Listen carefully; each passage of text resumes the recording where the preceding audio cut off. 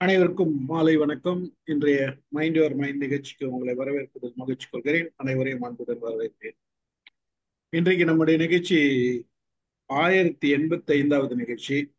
வழக்கம் போல வியாழக்கிழமைனா ராம் சார் தான் பேசுவார். அதே மாதிரி இன்னைக்கு பேசுறாரு. இன்னைக்கு கிரேட் சைக்காலஜிஸ்ட் சீரீஸ் ஆரம்பிச்சிருக்காரு. ஐ திங்க் சைக்காலஜிஸ்ட் சீரீஸ் வரிசையா பேசிட்டு வர போறாரு போடுது சொல்லியிருக்கிறத பார்த்தா. First Albert Ellis rational thinking, அவர் சொன்ன ரேஷனல் திங்கிங் சீரீஸ் பத்தி பேசலாம் முடிவு பண்ணிருக்காரு. ரேஷனல் எமோட்டிவ் பிஹேவியர் தெரப்பின்னு ஒண்ணு ஃபார்ம் பண்ணியிருக்காரு. அதுதான் அவர் ஆல்பர்ட் எலிஸ்னாவே இந்த தியரி தான் பேசுவாங்க. ஏதாச்சும் ஒரு விஷயம் ஆக்டிவேட் ஆச்சு, நம்ம ஒரு செயல் நடந்துச்சு, ஃபெயிலியர் ஆயிடுச்சு அப்படின்னா அதனுடைய கான்சிக்வன்சஸ் பார்த்தோம்னா அது ரிசல்ட் நிறைய நெகட்டிவ் ரிசல்ட்ஸ் இருக்கும்.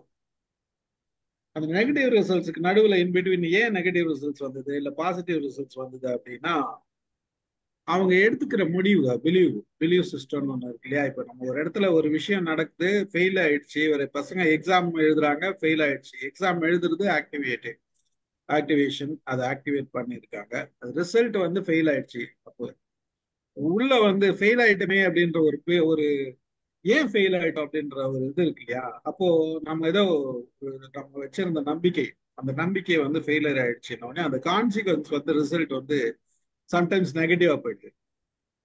அதையே கொஞ்சம் அனலைஸ் பண்ணன்னு வச்சிங்களேன், டிஸ்பியூட் எப்படி ஏன் இது ஃபெயில் ஆச்சு அப்படின்னு சொல்லிட்டு அனலைஸ் பண்ணோம்னா ஒரு ரிசல்ட் கிடைக்கும். அந்த ரிசல்ட்ல நம்ம எடுக்கிற முடிவு நல்லா இருந்தது, அது எஃபெக்டிவ்னஸ்.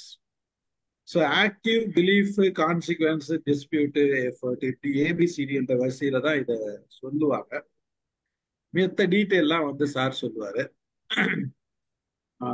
பார்ப்போம், நீங்க ஆரம்பிச்சு. வணக்கம். வந்திருக்கும் எல்லோருக்கும் வரவேற்பு, வாழ்த்து, பாராட்டு, நன்றி.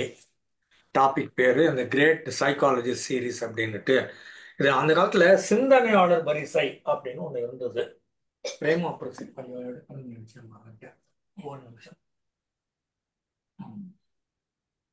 ஒரு நிமிஷம்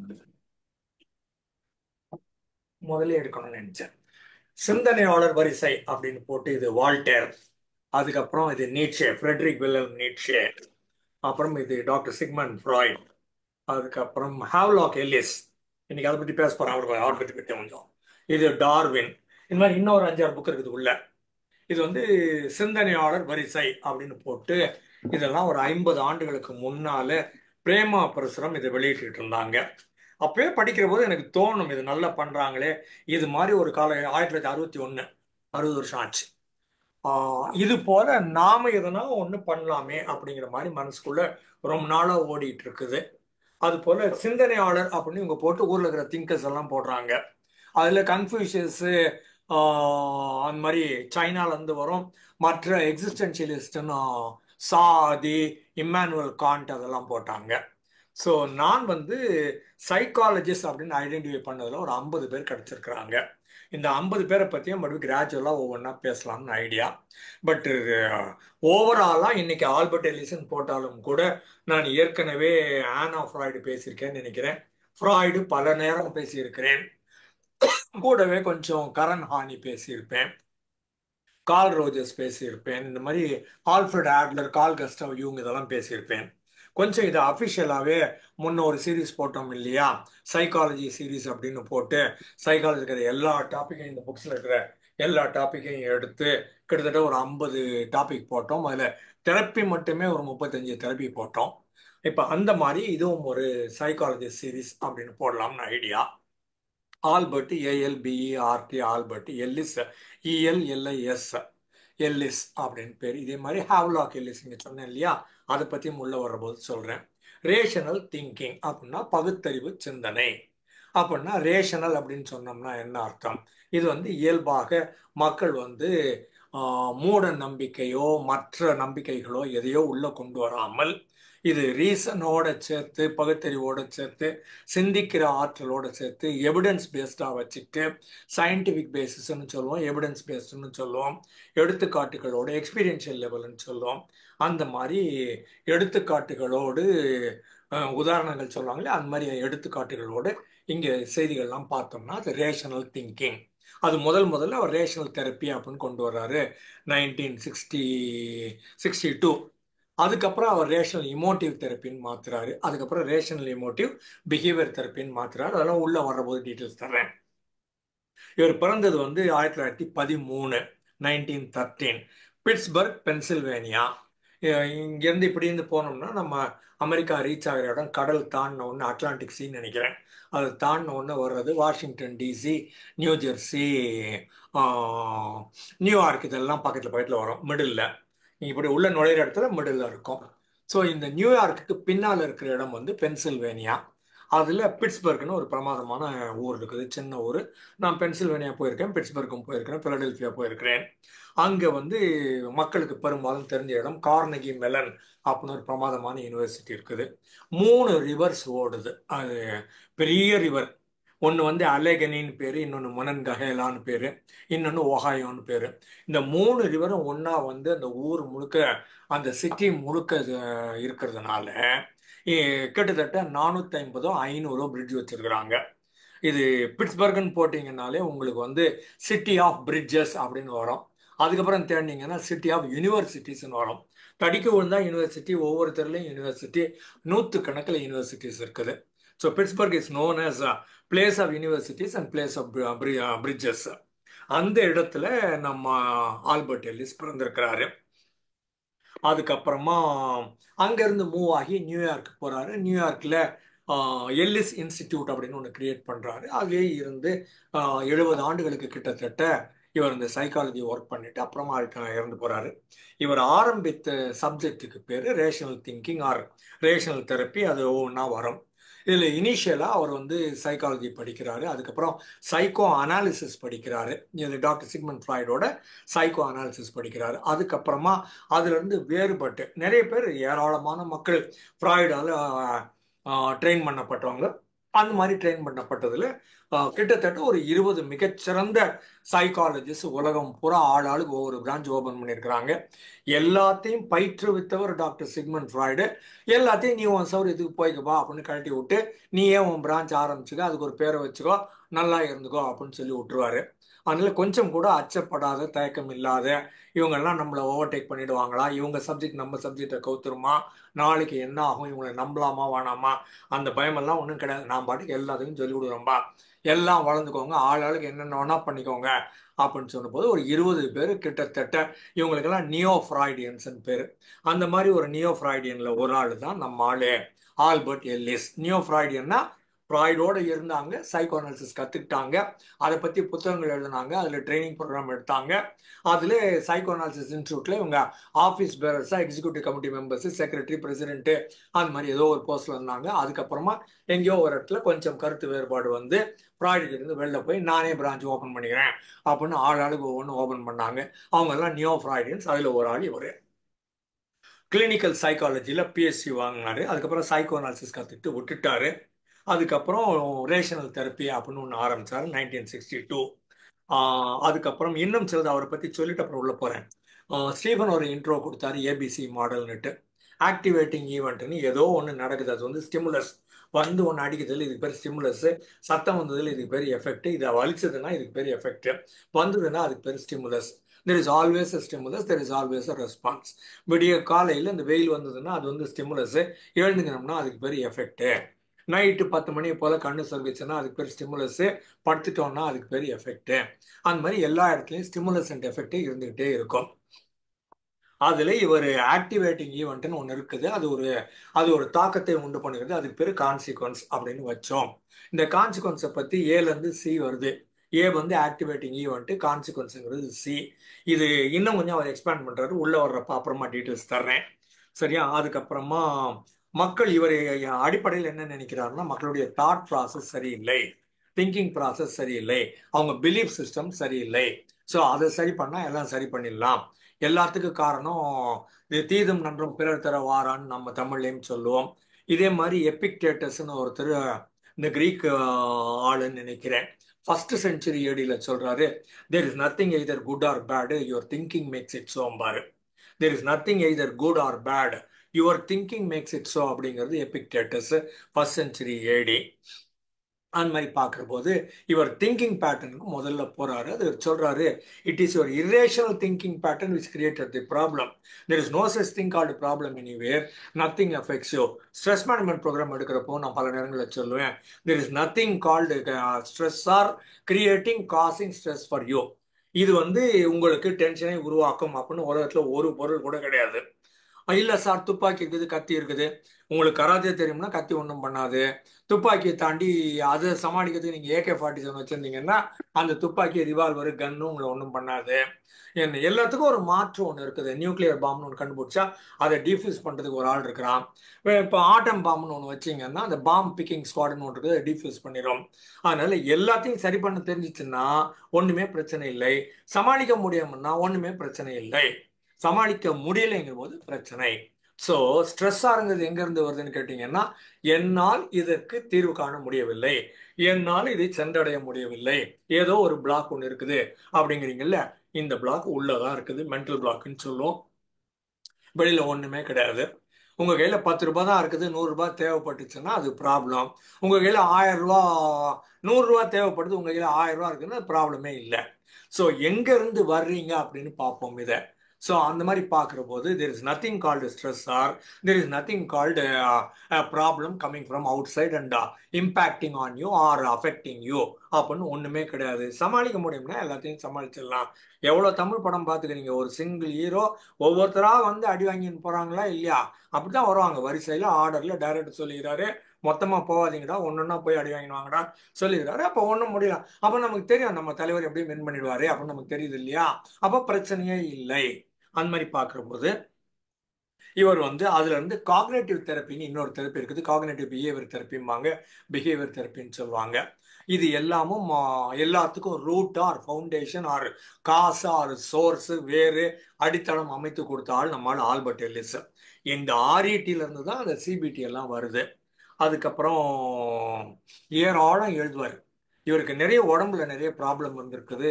இவருக்கு டயபெட்டிஸ் ப்ராப்ளம் வந்திருக்குது, கிட்னி ப்ராப்ளம் வந்திருக்குது, ஹார்ட் ப்ராப்ளம் வந்திருக்குது. நான் பல நேரங்களில் சொல்லியிருப்பேன், இங்கே மில்டன் எரிக்சன் ஒரு பிரமாதமான ஹிப்னோதெரபிஸ்ட், உலகளாவிய அளவில் ரொம்ப பெரிய ஆள். ஒரு தலையிலேருந்து கால் வரைக்கும் அவர் கிண்டலாவே சொல்லுவார், if there is a spare part in my body I got a problem in that area அப்படிம்பாரு. எங்கெங்கெல்லாம் மூக்கு இருந்தா, கண்ணு இருந்தா, வாய் இருந்தா, காது இருந்தா, தொண்டை இருந்தா எனக்கு அங்கே ப்ராப்ளம் இருக்கணும் ஒரே கிண்டல் பண்ணுவார். அந்த மாதிரி எல்லா இடத்துலையும் ப்ராப்ளம் இருக்கிறதுனால அவங்க பெரும்பாலும் ரொம்ப நகராமல் ஒரே சோஃபால உட்காந்துருப்பாங்க, ஒரே பெட்ல படுத்திருப்பாங்க. அந்த மாதிரி இருக்கிற போது அவங்களுக்கு இந்த அனதர் காம்பன்சேட்டரி மெக்கானிசம் பண்ணிட்டு எல்லாரையும் பார்த்து அப்சர்வேஷன்ல கண்டுபிடிச்சிருவாங்க. அடுத்து என்னதான் சொல்ல போறாங்க, அடுத்து என்னதான் பண்ண போறாங்க அப்படிங்கிறது அந்த ஆளுக்கு தெரியறதுக்கு முன்னால நம்ம மில்டன் எரிக்சனுக்கு தெரியும். அதே மாதிரி நம்ம ஆளுக்கும் தெரியுது. இவருக்கும் உடம்பு சரியில்லாம இருந்ததுனால அப்சர்வேஷன் கெப்பாசிட்டி பிரமாதம். அதனால கூடவே இவர் சிந்திச்சுட்டே இருப்பாரு, ஆளுகளை ட்ரெயின் பண்ணிட்டே இருப்பாரு. இவரும் ஃப்ராய்டு மாதிரி ஏராளம் பேர் ட்ரெயின் பண்ணி விட்டாரு. இவருடைய இன்னொரு அல்டிமேட் எய்ம் என்னன்னு கேட்டீங்கன்னா, லாங் டேர்ம் செல்ஃப் மேனேஜ்மெண்ட்.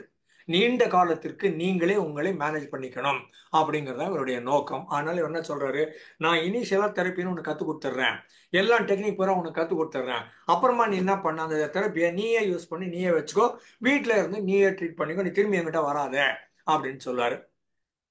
இதுக்கெல்லாம் ரொம்ப பெரிய பிராட் மைண்டட் சொல்லுவாங்கல்ல, பரந்த மனப்பான்மை வேணும், பெருந்தன்மை வேணும், அதெல்லாம் அதுக்கு நிறைய துணிச்சல்லாம் வேணும். அதெல்லாம் இருக்கிற இருந்த ஆள் இவர். அதுக்கப்புறம் 80 புத்தகங்கள் எழுதியிருக்கிறார், 800 கட்டுரைகள் எழுதியிருக்கிறார்.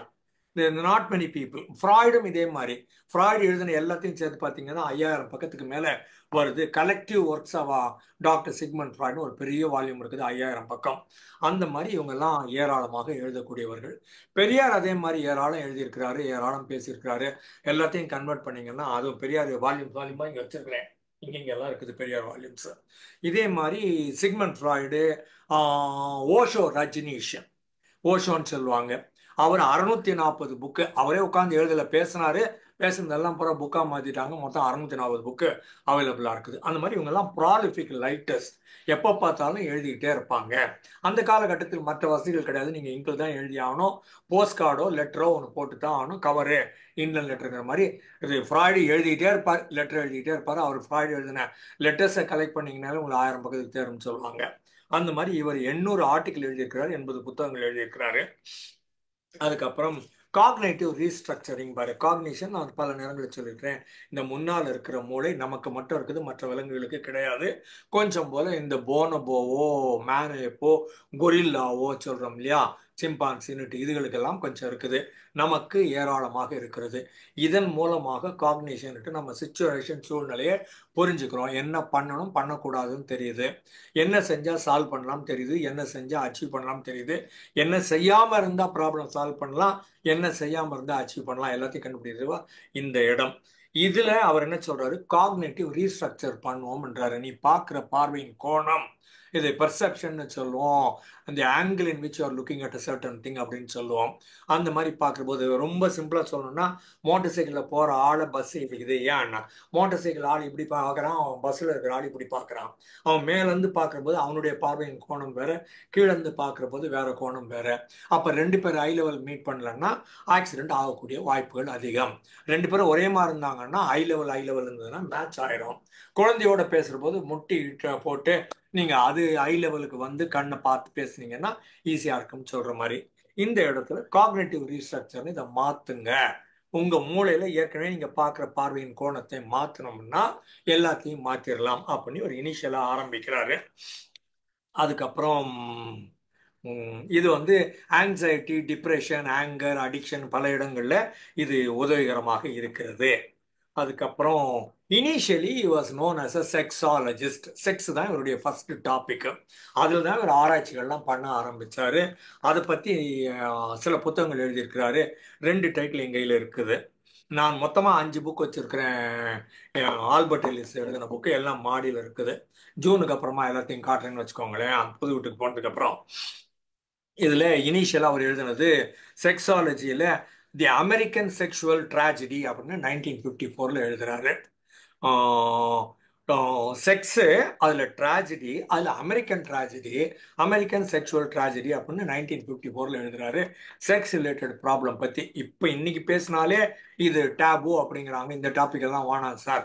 ஈவன் டுடே நான் உட்காந்து சாட் ஜிபிடியில் சில கேள்விகள் கேட்டால் திஸ் இஸ் அகேன்ஸ்ட் அவர் பிரின்சிபல்ஸ்ன்னு சொல்லிட்டு ஒழிஞ்சு போது நான் உனக்கு போனால் போது கொடுக்குறேன்னு சொல்லுது.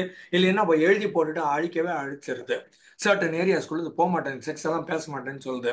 நான் அதுக்கிட்ட சொல்ல வேண்டியது, இது நான் வந்து நிஜமாவே சைக்காலஜிஸ்ட்டு, நான் நிஜமாவே கவுன்சிலிங் கொடுக்குறேன், நிஜமாவே இந்த இன்புட்லாம் வேணும், அதுக்காக உன்னை கேட்குறேன், அதனால் கொடு அப்படின்னு கேட்டால் சமயங்களில் கொடுக்கும், சமயங்களில் 2 வாட்டி அழிக்கவும் அழிச்சிடும், அந்த மாதிரி பண்ணிடும். இன்னமும் educating AI is very difficult. I am finding it difficult. சரியா? அதுக்கப்புறம் செக்ஷுவல் லிபரேஷன் பற்றி பேசுகிறாரு. அதுக்கப்புறம் challenging the irrational beliefs about செக்ஸ்ன்னு கேட்குறாரு. அன்னைக்கு கேட்டது 1954, இன்னைக்கும் கேட்க வேண்டியிருக்குது சாட் ஜிபிடியை. And focus on sexual functioning and ஆங்ஸைட்டிங்கிறாரு. Promoting non judgmental approach to sexuality, contributions to marriage relationship counselings, advocacy of sex education, addressing cultural taboos about sex, integration of sexuality into REBT. இவர் சொல்ற rational திங்கிங்கோட அதை கொண்டு வந்து mix பண்றாரு, add on கொடுக்குறாரு. அப்புறம் rational sexual attitude என்னன்னு சொல்லி தர்றாரு. அப்புறம் செக்ஷுவல் டிஸ்ஃபங்க்ஷன் ஆர் ப்ராப்ளம்ஸ் ஏரியாவுக்கு சொல்யூஷன் கொடுக்குறாரு. மாரலிஸ்டிக் வியூ அப்படின்னு சொல்லிட்டு ஏராளமாக கோளாறு பண்ணி உட்காந்துருக்குறாங்க. இதெல்லாம் பண்ணக்கூடாது. இந்த வேலண்டைன்ஸ் டே அன்னைக்கு ஒரு அண்ணனும் தங்கச்சி ரோட்டில் போனால், இங்கே டெல்லியில் ஒரு கும்பல் இருக்குது, அந்த கும்பல் என்ன பண்ணுதுன்னா 2 பேரையும் பிடிச்சி வேலண்டைன்ஸ் டேல நீங்கள் 2 பேர் போகிறீங்க, உங்களுக்கு கல்யாணம் ஆகல, ஆனால் நாங்கள் கல்யாணம் பண்ணி வச்சுருவோம் அப்படின்ட்டு கல்யாணம் பண்ணி வச்சுறோம். டே நான் அண்ணன்டா, அது தங்கச்சிடா, அவனுக்கு ஏற்ற வேண்டியிருக்குது. இன்னமும் அந்த மாதிரி ஒரு கும்பல் இன்னைக்கு 2024 அலைஞ்சு உட்காந்து இருக்குது. அது இதுக்கு நடுவில் இவர் சொல்கிறார் இதெல்லாம். அதுக்கப்புறமா எமோஷனல் கனெக்டிவிட்டி இம்பார்ட்டன்ட் இன் செக்ஸ்ன்னு சொல்கிறாரு.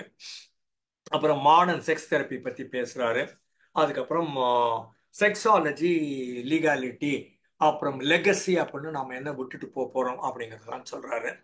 அதுக்கப்புறம் இதில் இதே மாதிரி ஒரு ஆல்பர்ட் எல்லிஸ் மாதிரியே ஹேவ்லாக் எல்லிஸ் அப்படின்னு இன்னொருத்தர் இருக்கிறாரு. அதான் இப்ப கொஞ்சம் முன்னால காமிச்சேன் இல்லையா உங்களுக்கு. இவர் ஹாவ்லாக் எல்லிஸ், இவர் இன்னொரு எல்லிஸ். இவரும் அதே சமகாலத்தில் வாழ்ந்தவர், கொஞ்சம் முன்னால வாழ்ந்தவர் இவர். இவர் வந்து செக்ஸை பத்தி ஏராளமான புத்தகங்கள் எழுதியிருக்காரு. Psychologist, sociologist plus sexologist. இவர் எழுதினதுல ஒரு முக்கியமான புக் வந்து 6 வால்யூம் சைக்காலஜி ஆஃப் செக்ஸ் அப்படின்னு ஒரு 6 வால்யூம் எழுதியிருக்கிறாரு. எழுதப்பட்ட காலகட்டம் ஒரு 120 வருஷமாக இருக்கணும். என்கிட்ட 100 ஆண்டுகளுக்கு முன்னால அவர் எழுதிய புத்தகம் என் கையில 3 வால்யூம் வச்சிருக்கிறேன். 6 வால்யூம்ல 3 வால்யூம் நான் வச்சிருக்கிறேன். சைக்காலஜி ஆஃப் செக்ஸ் அப்படிங்கிறது 100 வருஷத்துக்கு முன்னால பிரிண்ட் அடிச்ச புக்கு நான் பத்திரமா மாடி மேல வச்சிருக்கிறேன். Havelock Ellis. அதான் அவரும் இவரும் சில இடங்கள்ல மீட் ஆகிற இடம் இருக்குது, மாறுபடுகிற இடம் இருக்குது. அவர் தான் இந்த செக்ஷுவல் ஓரியன்டேஷன் சொல்ற போது ஆணும் ஆணும் ஆண் ஆணை விரும்புவதும் பெண் பெண்ணை விரும்புவதும் இயல்பான செய்தின்னு 120 வருஷத்துக்கு முன்னால இருந்தாலும் எழுதியிருக்கிறாரு. அதுக்கப்புறம் உள்ள வந்தோமானால் புத்தகங்கள் எழுதுற போது மேஜரா ஒரு 10 புக்கு பேர் சொல்றேன். ஒன்னு வந்து ரேஷனல் தெரப்பி, இன்னொன்று வந்து ரேஷனல் தெரப்பியோட இமோஷன் சேர்த்தோம், ரேஷனல் இமோட்டிவ் தெரப்பி. அதுக்கப்புறம் பிஹேவியரை கொண்டாந்து சேர்த்தோம், rational emotive behaviour therapy. RT became RET became REBT. அப்புறம் stubbornly refuse to make your self miserable. உன்னை நீயே ரொம்ப கொடுமைப்படுத்திக்கிறத தயவு செய்து நிறுத்து அப்படிங்கிறாரு.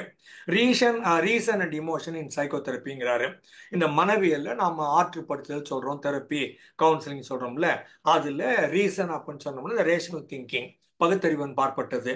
அப்புறம் இமோஷன்ஸ் உணர்வு. இது ரெண்டும் சைக்கோதெரப்பில எப்படி பயன்படுத்தலாம்னு சொல்றாரு. அப்புறம் பர்சனாலிட்டி ஆஃப் மேன், மேன் நம்ம பர்சனாலிட்டின்னு சொல்றோம் இல்லையா.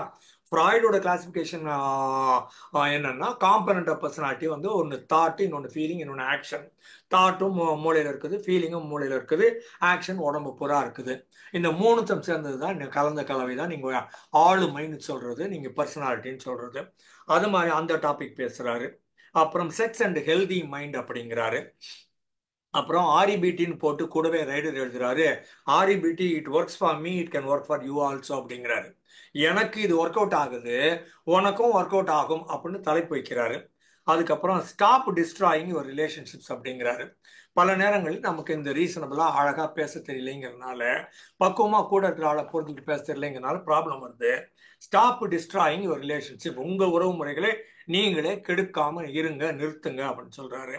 அப்புறம் feeling better, getting better, staying பெட்டருங்கிறாரு. நல்ல விதமாக உணர்ந்து பாரு, அதுக்கப்புறமா நல்ல விதமா வளர்ந்து பாரு, அதுக்கப்புறமா தக்க வைத்துக் கொள்ள பார் அப்படிங்கிறாரு. அப்புறம் myths about self esteem. Self எஸ்டீம்னா பல நேரங்களில் மக்கள் நினைக்கிறாங்க அவங்க பாராட்டினா நான் பெரிய ஆளு, அவங்க திட்டினா நான் மோசம் அப்படிங்கிறாங்க. எல்லா பவரையும் மற்ற ஆள்கள கொடுத்துட்றாங்க. அந்த மாதிரி இல்லாம நானே ஃபெயில் ஆனாலும், நானே தப்பு பண்ணாலும் என் செல்ஃப் எஸ்டீமும் என் செல்ஃப் ரெஸ்பெக்டும் என்கிட்டயே இருக்குது, இதுக்கும் மற்றவனுக்கும் சம்மந்தமே கிடையாது, என் பெர்ஃபார்மன்ஸுக்கும் என் செல்ஃப் எஸ்டீமுக்கும் சம்மந்தமே கிடையாது அப்படிங்கிற மாதிரி எழுதுறாரு. ரொம்ப அழகான செய்தி அதெல்லாம். இதில் 5 புக்கு நான் சொன்ன மாதிரி 5 புக்கு நான் கையில் வச்சிருக்கிறேன். செக்ஸ் சம்மந்தப்பட்ட புக்கு, ஆர்இபிடின்னு ஒரு புக்கு, அப்புறம் stubbornly refuse to make your self மெசரபிள்ங்கிற புக்கு, இன்னும் 2 புக்கு வச்சிருக்கிறேன், எல்லாம் மாடியில் இருக்குது. அதுக்கப்புறம் இந்த 4 தலைப்பு வச்சிருக்கிறோம் இல்லையா, ரேஷனல், எமோட்டிவ், பிஹேவியர், தெரப்பி. ரேஷனல்னா என்ன? லாஜிக்கல். லாஜிக்கல்னா தர்க்கவியல் சொல்றோம்ல, இதுவும் இதுவும் இப்படி இருந்ததுன்னா அது அப்படிதான் இருக்கும் அப்படின்னு சொல்றோம். அப்போ ராமும் மணியை விட உயரம், ரைட்டு. மணி சேகரை விட உயரம், அப்போ ரைட்டு. அப்போ யார் யாரை விட உயரம் சொல்லலாம், யார் யாரை விட கொள்ளம் சொல்லலாம். இது லாஜிக்கல் சில்லாஜிசம் அப்படின்னு சொல்லுவோம். லாஜிக்கல் சில்லாஜிசத்துல இது நாற்காலிக்கு 4 கால் இருக்குது, ரைட்டு. அதுக்கப்புறமா மேஜைக்கு 4 கால் இருக்குது, ரைட்டு. அப்போ மேஜையும் நாற்காலியும் ஒன்றுதான், ரைட்டு. இல்லை, அது வந்து இல்லாஜிக்கல். அப்போ எது லாஜிக்கலா வரும், எது இல்லாஜிக்கலா வரும் அப்படின்னு பார்க்கணும். லாஜிக்கல் சில்லாஜிசத்துல இது இப்படி இருந்ததுன்னா அது அப்படி வந்ததுன்னா, ஏ இந்த மாதிரி இருக்கு, பி இப்படி இருக்குதுன்னா சி இப்படி இருக்கக்கூடிய வாய்ப்பு இருக்குது, அல்லது சி இப்படித்தான் இருக்கும் அப்படின்னு பார்க்கணும் இல்லையா, அது வந்து லாஜிக்கல் சில்லாஜிசம் சொல்லுவாங்க. அந்த மாதிரி அது ரீசனபிள் அப்படின்னா அது பகுத்தறிவின் பார்ப்பட்டது, அதுக்கான காரணங்கள் சொல்லலாம், இது ஏன் இப்படி இருக்குது அப்படிங்கிறதுக்கான காரணத்தை சொல்லலாம். ஹைபாத்திசிஸ்னு பிஹெச்டியில் ரிசர்ச் ஒர்க்குன்னு போனீங்கன்னா எந்த யூனிவர்சிட்டிக்கு போனாலும் ஏதாவது ஒரு கோட்பாடு ஒன்று எடுத்துக்கோங்க. இது கரும்பு ஜாஸ்தி விளையிறதுனால டயபிட்டிஸ் ஜாஸ்தி ஆயிடுச்சு அப்படின்னு நான் நினைக்கிறேன்னு சொல்லுங்க. இது சரியாகவும் இருக்கலாம், தப்பாகவும் இருக்கலாம். நான் ஆராய்ச்சி பண்ண போறேன் அப்படின்னுட்டு எங்கெல்லாம் டயபிட்டிஸ் மக்கள் இருக்கிறாங்களோ கண்டுபிடிச்சு, எங்கெல்லாம் கரும்பு விளையுதோ அதெல்லாம் கண்டுபிடிச்சு, இதுக்கும் அதுக்கும் ஒன்னா சேர்ந்து காரலேஷன், இது பாட்டுக்கு இது இருக்கும், அது பாட்டுக்கு அது இருக்கும், அது காரலேஷன். இது காசு, அது எஃபெக்ட் அப்படியும் இருக்கலாம். இல்ல இதுக்கு அதுக்கும் சம்பந்தமே இல்லாமலும் இருக்கலாம். அல்டிமேட்டா நான் சாம்பிள் எடுத்து கண்டுபிடிச்சு சொல்றேன் பாத்தீங்களா, அதுக்கப்புறம் முடியுதுன்னா அது ரீசனபிள். ஏன்னா it is based on science, it is based on sample, it is based on evidences. பார்க்கக்கூடிய அளவுல, நாம டெஸ்ட் பண்ணி பார்க்கக்கூடிய அளவுல ஒரு ஆள் சொல்றாங்க entire science is evidence based. இது தண்ணியில H2O 2 ஹைட்ரஜன் ஒரு ஆக்சிஜன் இருக்குதுன்னு சொன்னா அது எவிடன்ஸ் பேஸ்டு. பிரிச்சு காமிக்கலாம், சேர்த்து காமிக்கலாம். அந்த மாதிரி காமிக்கிறதெல்லாம் ரீசனபிள், ரியலிஸ்டிக். நீங்களும் பண்ணலாம், நானும் பண்ணலாம், யார் வேணா பண்ணலாம். ரெண்டையும் ஒன்னையும் நமக்கு சேர்க்க தெரியணும், அவ்வளவுதான். பிளெக்சிபிளும்பாங்க, எல்லா இடத்திலும் நெகிழ்ந்து கொடுக்கக்கூடியவர்களாக இருக்கணும். அடாப்டிவ், அடாப்டிங்கிறது அடாப்டேஷன் சார்ல்ஸ் டார்வின்ல இருந்து வருதுன்னு வச்சுக்கோங்களேன். தகவமைத்தல் அப்படின்னு சொல்லுவோம். தகவு அமைத்தல். அப்ப சூழலுக்கு ஏற்றவாறு உங்களை மாற்றிக்கொள்ள முடியுங்கிறது அடாப்டிவ். அந்த அடாப்டிவ் திங்கிங் வரணும். அதுக்கப்புறம் அக்செப்டிங் இம்பர்ஃபெக்ஷன்ஸ். ஏன்னா உலகத்துல எதுவுமே பர்ஃபெக்ட் கிடையாது. பூமி ரவுண்ட் ஆகுது, ரைட்டு, நேராகுதா, இல்லைங்க, சாஞ்சுதாங்க இருக்குது. அப்போ எவ்வளவு மழை பெய்யும் தெரியாது. ஒரு நாளைக்கு வெள்ளம் அடிக்கும், ஒரு நாளைக்கு வறட்சியாகவும் இருக்கும், நமக்கு தெரியாது. அதனால எல்லா இடத்துலையும் இம்பர்ஃபெக்ஷன் இருக்கும். இம்பர்ஃபெக்ஷனை ஏற்றுக்கொள்ள தெரியணும். எல்லா இடத்துலையும் வின் பண்ண முடியாது. சில நேரங்களில் தோத்தான் போவோம், சில நேரங்களில் நாம தப்பு பண்ணுவோம், சில நேரங்களில் மற்றவங்க தப்பு பண்ணுவாங்க. இதெல்லாம் ரேஷனல் திங்கிங்ல வர்றது. இது இருந்துச்சுன்னா இதை ஏற்றுக்கொள்கிற பக்கம் உங்களுக்கு கிடைக்கும். அதுக்கப்புறம் எமோட்டிவ் அப்படிங்கிறது ரெண்டாவது. இது இமோஷன்ஸ். இமோஷன்ஸ் சொல்லுவோம், ஃபீலிங்ஸ்ன்னு சொல்லுவோம். Feelings oriented aspects of human beings and their experiences, அது வந்து இமோட்டிவ். அப்போ நத்திங் இஸ், அது முன்னாடி சொன்னல எபிக்டேட்டஸ், குட்டு பேடுங்கிறது உங்கள் பார்வையில் தான் இருக்குது. ஃபெயில் ஆனோம், ரைட்டு, எக்ஸாமில் ஃபெயிலு, என்ன ஆச்சு, ஐயோ நான் வேஸ்ட்டு, நான் தற்கொலை பண்ணிக்கிறேன் அப்படின்னு பண்ணிக்கிறவங்க இருக்கிறாங்க. வருஷம் தற்கொலை பண்ணிக்கிற பசங்க, பெண்கள், மாணவர்கள் இருக்கத்தான் செய்கிறார்கள். பெற்றோர்கள் துணிச்சல் சொல்லிக் கொடுக்கறதில்லை, பாடம் பற்றி தோன்றாங்க. டீச்சரும் துணிச்சல் சொல்லிக் கொடுப்பதில்லை, பாடம்படி மார்க் வாங்க அப்படின்னு சொல்றாங்க. வாழ்க்கையில தன்னம்பிக்கையோடு இருக்கிறவன் மார்க் வாங்கினா என்ன, வாங்காட்டேன்னு எப்படியும் பொழைச்சிக்குவான். அந்த தன்னம்பிக்கையோ துணிச்சலோ சொல்லி கொடுக்காம உட்காந்து 5 புக்கை அப்படியே மனப்பாடம் பண்ணி அப்படியே ஒப்பி அப்படின்னு சொல்றாங்க.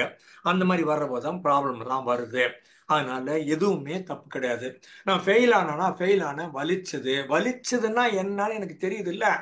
எப்பவுமே ஃபர்ஸ்ட் ரேங்க் வாங்கி +2 வரைக்கும் வந்து, அதுக்கப்புறம் அண்ணா யூனிவர்சிட்டி, IIT, IIMனு படிச்சு, அதுக்கப்புறமா அமெரிக்கான்னு போயிட்டு, அங்க நிஜமாவே நடந்த நிகழ்ச்சி. யூஎஸ்க்கு போன ஒரு யங்ஸ்டரு, 35 வயசு இருக்கும், திருமணம் பண்ணி கையில 4 வயசுல 2 வயசுல 2 குழந்தை. அவங்க ஆபீஸ், கம்ப்யூட்டர் ஆபீஸ் ஜாமான்லும் மூடிட்டானுங்க, அவன் கார்டை டீஆக்டிவேட் பண்ணிட்டானுங்க. அப்படியே தற்கொலை பண்ணிட்டு செத்து போனான். அவன் மனைவி அங்க விட்டு 2 குழந்தைய விட்டுட்டு. ஏன்னா அவனுக்கு தோல்வியை சமாளிக்கக்கூடிய திறமை இல்லை, அதுக்கான தகுதி அவங்க இல்லை. அவன் ஒரு நாள் கூட அவன் அடி வாங்கினதே கிடையாது. அடி வாங்குறதுனா என்ன, வலிக்கிறதுனா என்ன, அதை வலியை தாண்டி மேல வர்றது எப்படி, மீள்வது எப்படி, ஒண்ணுமே தெரியாது. ஃபர்ஸ்ட் ரேங்க், ஒரு நாள் ஃபெயில், அவ்வளவுதான், போடுறது தற்கொலை, முடிஞ்சு போச்சு, ஆட்டம்.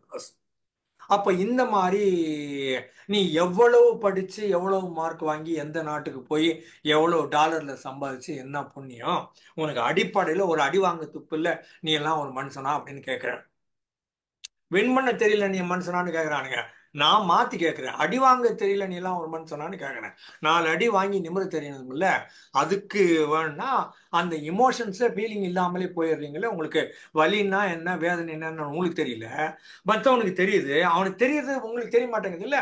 அது இன்னொரு பிரச்சனை. உங்களுக்கு வலி வேதனை தெரியாது, மற்றவன் வலி வேதனையும் உங்களுக்கு தெரியாது. நெட் ரிசல்ட் நீங்க மற்றவனை ரொம்ப வலிக்க பண்ற மாதிரி ஆயிடுவீங்க. அது இன்னொரு ப்ராப்ளம். அதுக்கப்புறம் பிஹேவியர்னு மூணாவது பிஹேவியர் சொன்னோம்னா நம்ம பெர்ஃபார்மன்ஸ் சொல்றோம், ஆக்ஷன் சொல்றோம், நடவடிக்கை அப்படின்னு சொல்றோம் இல்லையா. அந்த மாதிரிலாம் பார்க்குற போது நம்ம என்ன செய்கிறோம், நம்ம உடல் என்ன பண்ணுது, எப்படி பார்க்குது, கை கால அசைவுகள், இல்லை பேச்சுவார்த்தை, டொனாலிட்டி எல்லாமும் சேர்ந்ததுதான் பிஹேவியர். அந்த பிஹேவியர் பாஸ் ஒன்று சொல்றாரு, இதை பண்ண முடியாது, என்னையா பண்ணுவேன்னா அப்போ ஒன்றும் பண்ண முடியாது. அது ப்ராப்ளமேட்டிக் ஏரியா. அவங்க என்னத்துக்கு போறது, வேற ஒருத்தங்களுக்கு கொடுன்னு சொல்லுவாங்க. அவ பிஹேவியர், ஒரு காரியம் பண்ற போது தப்பா போச்சுன்னா உடனே சாரி சொல்ல தெரியுதா, இல்லைன்னா ப்ளீஸ்ன்னு சொல்லி கேட்க தெரியுதா, கீழே விழுந்தோம்னா சரி நீங்க மீண்டு எழத் தெரியுதா, அதெல்லாம் இல்லாம இருக்கிற போது இந்த பிஹேவியர் அடிபட்டு போகுது. அது நல்ல பிஹேவியர்னா நம்ம ஜென்ரலா பேனர்ஸ்ன்னு சொல்லுவோம், எட்டிக்வெட்னு சொல்லுவோம், டெமினர்ன்னு சொல்லுவோம், ப்ளீசிங் பர்சனாலிட்டின்னு சொல்லுவோம், சிரிச்ச முகம்னு சொல்லுவோம், கலகலப்பா பேசுவார்த்தால் சொல்லுவோம், எல்லாருக்கும் உதவுற மாதிரி பண்புன்னு சொல்லுவோம். இதெல்லாம் பிஹேவியர். அப்ப இந்த மாதிரி பிஹேவியர் பார்க்குற போது உங்களுக்கு நல்ல பிஹேவியர் இருக்குதா, இந்த பிஹேவியர் எது மேல என்ன தாக்கத்தை, எது பிஹேவியர் மேல தாக்கத்தை உண்டு பண்ணுறதுன்னு கேட்டீங்கன்னா உங்க பிலீஃப் சிஸ்டம். அவங்க பெரியவங்க, அவங்களுக்கு மரியாதை கொடுப்போம் அப்படின்னு நீங்க நம்புனீங்கன்னா மரியாதை கொடுப்பீங்க. இல்ல அவன் என்னோட சின்னவன் ஆனா என்னோட அறிவாளி அதனால மரியாதை கொடுக்குறேன்னு நினைச்சீங்கன்னா மரியாதை கொடுப்பீங்க. இவன் என்னோட சின்னவன் ஆனால் நான் அவனை மதிக்கவே மாட்டேன் அப்படின்னு ஒரு ஆங்கிள், இல்லைன்னா கிழங்கட்டைக்கு வேலை கிடையாது, வேலை வெட்டி கிடையாது, அவனையும் மதிக்க மாட்டேன் அப்படின்னு சொன்னீங்கன்னா அது வேற விதமான பிஹேவியர். ரெண்டுத்துக்குமே காரணம் your attitude. Attitude is something you learned. You are not born with any attitude. All attitudes were taught to you, or you learned them, or they were given to you by your teacher, especially mummy, daddy, or immediately family சொல்லுவோம். உங்களுக்கு significant people, authority people, people who have the right to give you what you want, or people who have got the right not to give you what you want. உங்களை punish பண்ணியும் உங்களை please பண்ணியும் உங்களை அப்பா அம்மா இல்லை significant பீப்புள்னு சொல்கிறவங்க, அந்த அத்தாரிட்டி பீப்புள் வந்து உங்களை மாற்றிடுவாங்க, உங்கள் பிஹேவியரை மாற்றிடுவாங்க. அந்த மாதிரி இல்லாமல் நான் இங்கே என்னுடைய irrational, self defeating, mall adaptive, useless behaviour இருக்குல்ல, இது எல்லாத்தையும் மாற்றி அடாப்டிவா, ரீசனபிளா, ரேஷனலா, ஃப்ளெக்சிபிளா மாத்துறது இருக்குல்ல, அதுதான் ஆர்இடியோட முக்கியமான வேலை. எதெல்லாம் மாத்திரம்? irrational belief, self-defeating belief, dysfunctional belief, maladaptive belief, useless belief. இந்த இது பிலீஃப்னு சொல்லலாம், பிஹேவியர்னு சொல்லலாம். இது எல்லாத்தையும் நாம் என்ன பண்றோம்? அடாப்டிவா மாத்துறோம், ஃபிளெக்சிபிளா மாத்துறோம், ரீசனபிளா மாத்துறோம், ரேஷனலா மாத்துறோம், யூஸ்ஃபுல்லா மாத்துறோம். அந்த மாதிரி மாத்துறது வழியை இது பண்ணுது. அதுக்கப்புறம் தெரப்பின்னு சொன்னோம்னா ஒருத்தருக்கு ஒரு ப்ராப்ளம் இருக்குது, அப்ப அந்த ப்ராப்ளத்தை அவங்களுக்கு சமாளிக்க தெரியல. இது உடல் சம்பந்தப்பட்டதுன்னா மருத்துவர் டாக்டர் கிட்ட போயிடுவாங்க, எம்பிபிஎஸ் டாக்டரு. மனம் சம்பந்தப்பட்டது, உறவுமுறை சம்பந்தப்பட்டது, கம்யூனிகேஷன் சம்பந்தப்பட்டதுன்னா அப்போ கவுன்சிலிங்க்கு ஒரு சைக்காலஜிஸ்ட் கிட்ட வருவாங்க. அப்போ அந்த இடத்துல சைக்கோ தெரப்பியூட்டிக் ப்ராசஸ்ன்னு சொல்லுவோம் இதை, தெரப்பி. இதுல ஒரு individual or a subject he goes to a therapist, and the therapist has got some knowledge in psychotherapy, some branch of psychotherapy.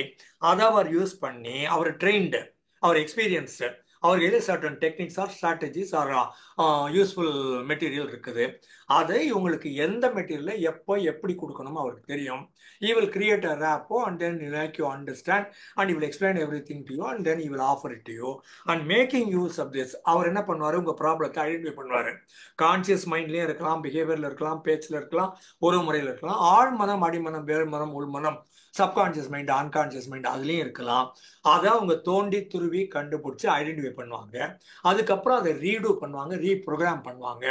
அதுக்கப்புறம் நீட் பி கான்சியஸ் மைண்ட்ல இருந்தா இருந்துட்டு போதுன்னு விட்டுருவாங்க, இல்லைன்னா சப்கான்சியஸ்லேயே அதை வச்சுட்டு அங்கேயே டீல் பண்ணி அங்கேயே ரீரெகுலேட் பண்ணி ரீப்ரோக்ராம் பண்ணி விட்டுருவாங்க. உங்களுக்கு தெரிய வேண்டிய அவசியம் கூட கிடையாது. அதுக்கெல்லாம் சில டெக்னிக் இருக்குது, என்எல்பிலையும் ஹிப்னாசிஸ்லையும். Even without your awareness something good be change inside you, and that change will be by and large will stay with you, and that will change your total personality or total behavior or the way in which you communicate with other people. So identify பண்ணணும், கண்டுபிடிக்கணும், அப்புறமா challenging the irrational belief கொண்டு வரணும். அதை கன்ஃபரான்டேஷன் அந்த ஆள்கிட்ட பண்ணி, யோ நீ பார்க்குறதெல்லாம் இரேஷனலியா, this doesn't come and rationality அப்படின்னு சொல்லணும். அப்போ ரேஷனல் ஆல்டர்னேட்டிவ் இருக்குதுன்னு சொல்லணும். அந்த ஆல்டர்னேட்டிவ் எப்படி பயன்படுத்தலாம் அப்படின்னு சொல்லணும். இதெல்லாம் பண்ணுறதுக்கு வந்து பேர் சைக்கோ தெரப்பி. இது வந்து இவர் ஆர்இபிடி அப்படின்னு சொல்கிறாரு. காக்னேட்டிவ் ரீஸ்ட்ரக்சரிங் முதல்ல இங்கே சொன்ன மாதிரி இந்த ஏரியாவில் இருக்கிறத அவங்க மாற்றுறாங்க. இந்த கண்டென்ட்டை நீங்கள் எப்படி பார்க்குறீங்களோ அந்த கண்டென்ட்டை மாற்றுறாங்க. அந்த கண்டென்ட்டை மாறினதுக்கு அப்புறமா என் பார்வையின் கோணம் மாறுது, அப்போ நான் வேற மாதிரி பண்ணுறேன். அப்போ இந்த ரீஸ்ட்ரக்சர் பண்ணுறதுக்கு என்ன பண்ணணுங்கிறது தெரபிஸ்டுக்கு தெரியும். So there is a rationality, there is an emotionality, and there is a behaviour also, and they can be restructured also, and through therapeutic interventions we are able to do that, right? அப்போ 1959-61ல இவர் RET அப்படின்னு ஒரு subject கொண்டு வராரு. R3, RET, REBT எப்படி step வளருதுன்னு சொல்றேன், அதுக்கப்புறம் இன்னும் கொஞ்சம் உள்ள போவோம்.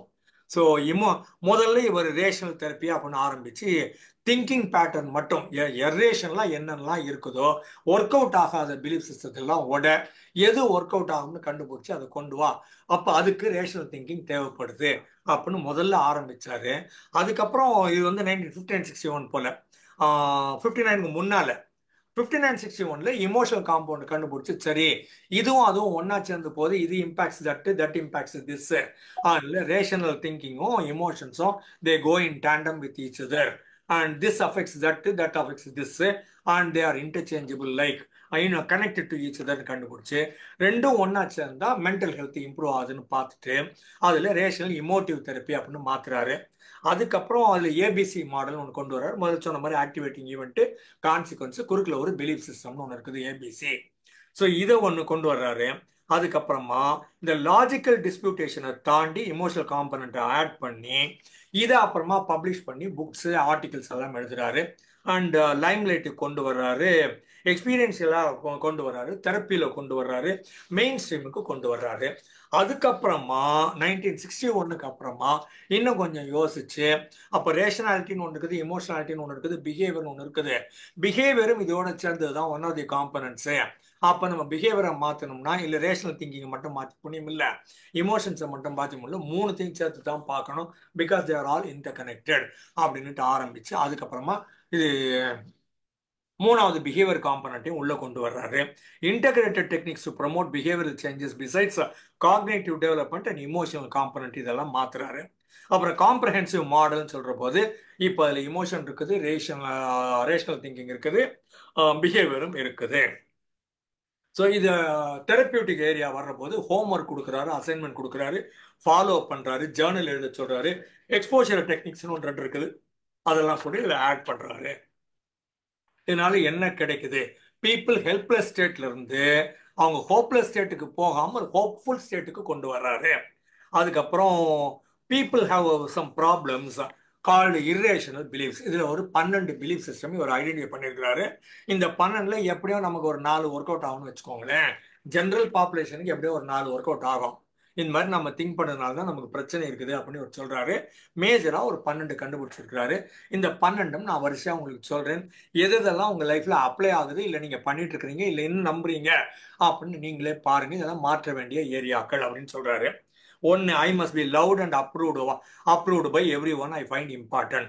நான் யாரெல்லாம் என்னுடைய வாழ்க்கையில முக்கியம்னு நினைக்கிறேனோ அவங்க என்னை எப்பவுமே ஏற்றுக்கொள்ளணும், அவங்க எப்பவுமே என் மேல அன்பு செலுத்தணும், அவங்க பாசமா இருக்கணும். They must love me, they must approve me and these are the people important in my life.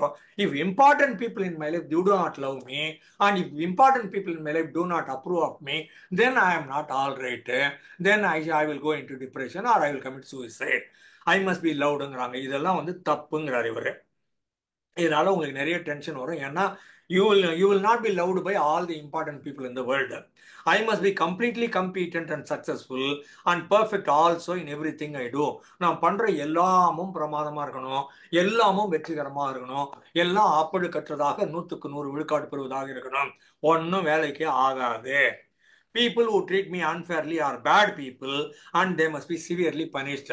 என்னை யாரெல்லாம் திட்டுறாங்களோ, என்னை யாரெல்லாம் சரியில்லைன்னு சொல்றாங்களோ, என்னை யாரெல்லாம் குறை சொல்றாங்களோ அவங்களாம் ரொம்ப மோசமான மக்கள், அவங்களெல்லாம் போட்டு தள்ளிடணும் அப்படிங்கிற மாதிரி. they must be punished. இது இன்னொன்னு. அப்புறம் நான் ஹாப்பியா வாழ பிறந்திருக்கிறேன். நான் இந்த மாதிரி பார்ன் வித் சில்வர் ஸ்பூன்னுவாங்கல்ல, அந்த மாதிரி ஒரு பணக்கார வீட்டில் எல்லாமும் இருக்கிற மாதிரி ஒத்த பிள்ளையா அவனு வேணுங்கிறதெல்லாம் கொடுக்கறதெல்லாம் கேட்கறதெல்லாத்தையும் கொடுத்து வளர்த்துருவாங்கல்ல, பேம்பர்டு சில்ட்ரன் பேரு.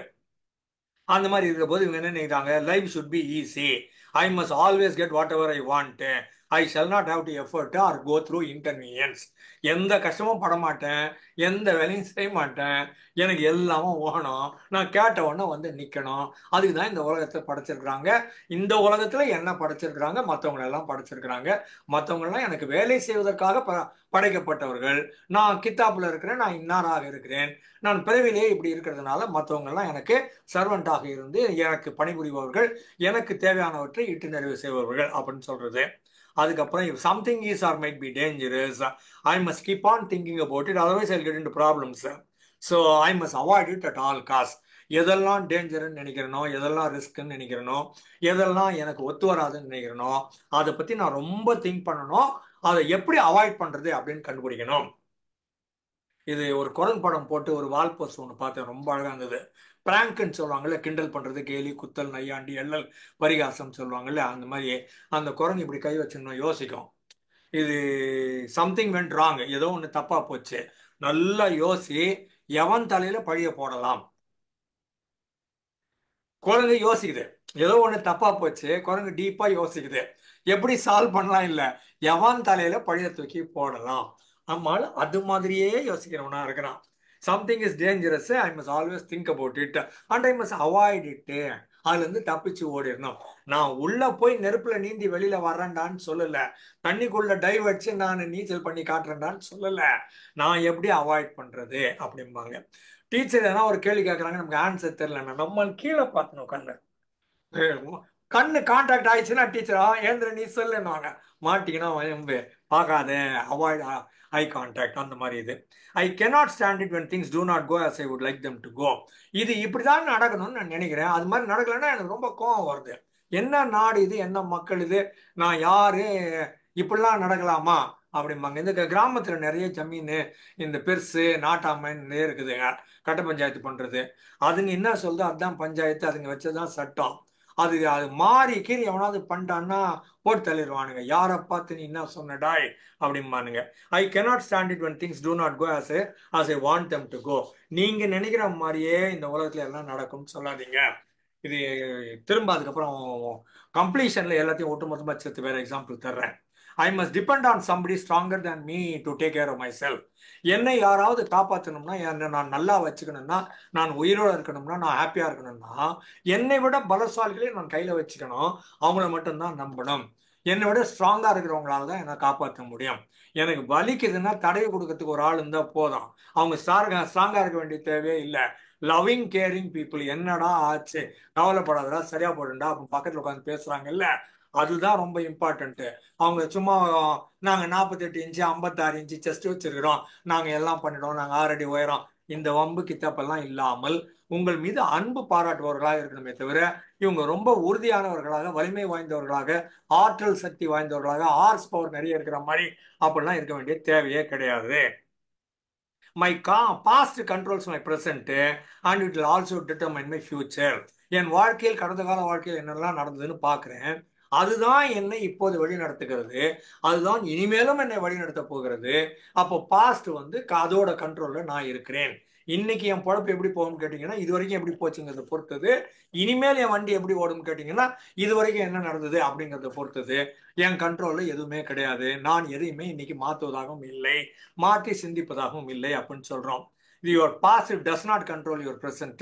It need not have to control your future also, provided you are willing to take responsibility for who you are and where you are and what you want to be. எல்லாத்தையும் மாற்ற முடியும்.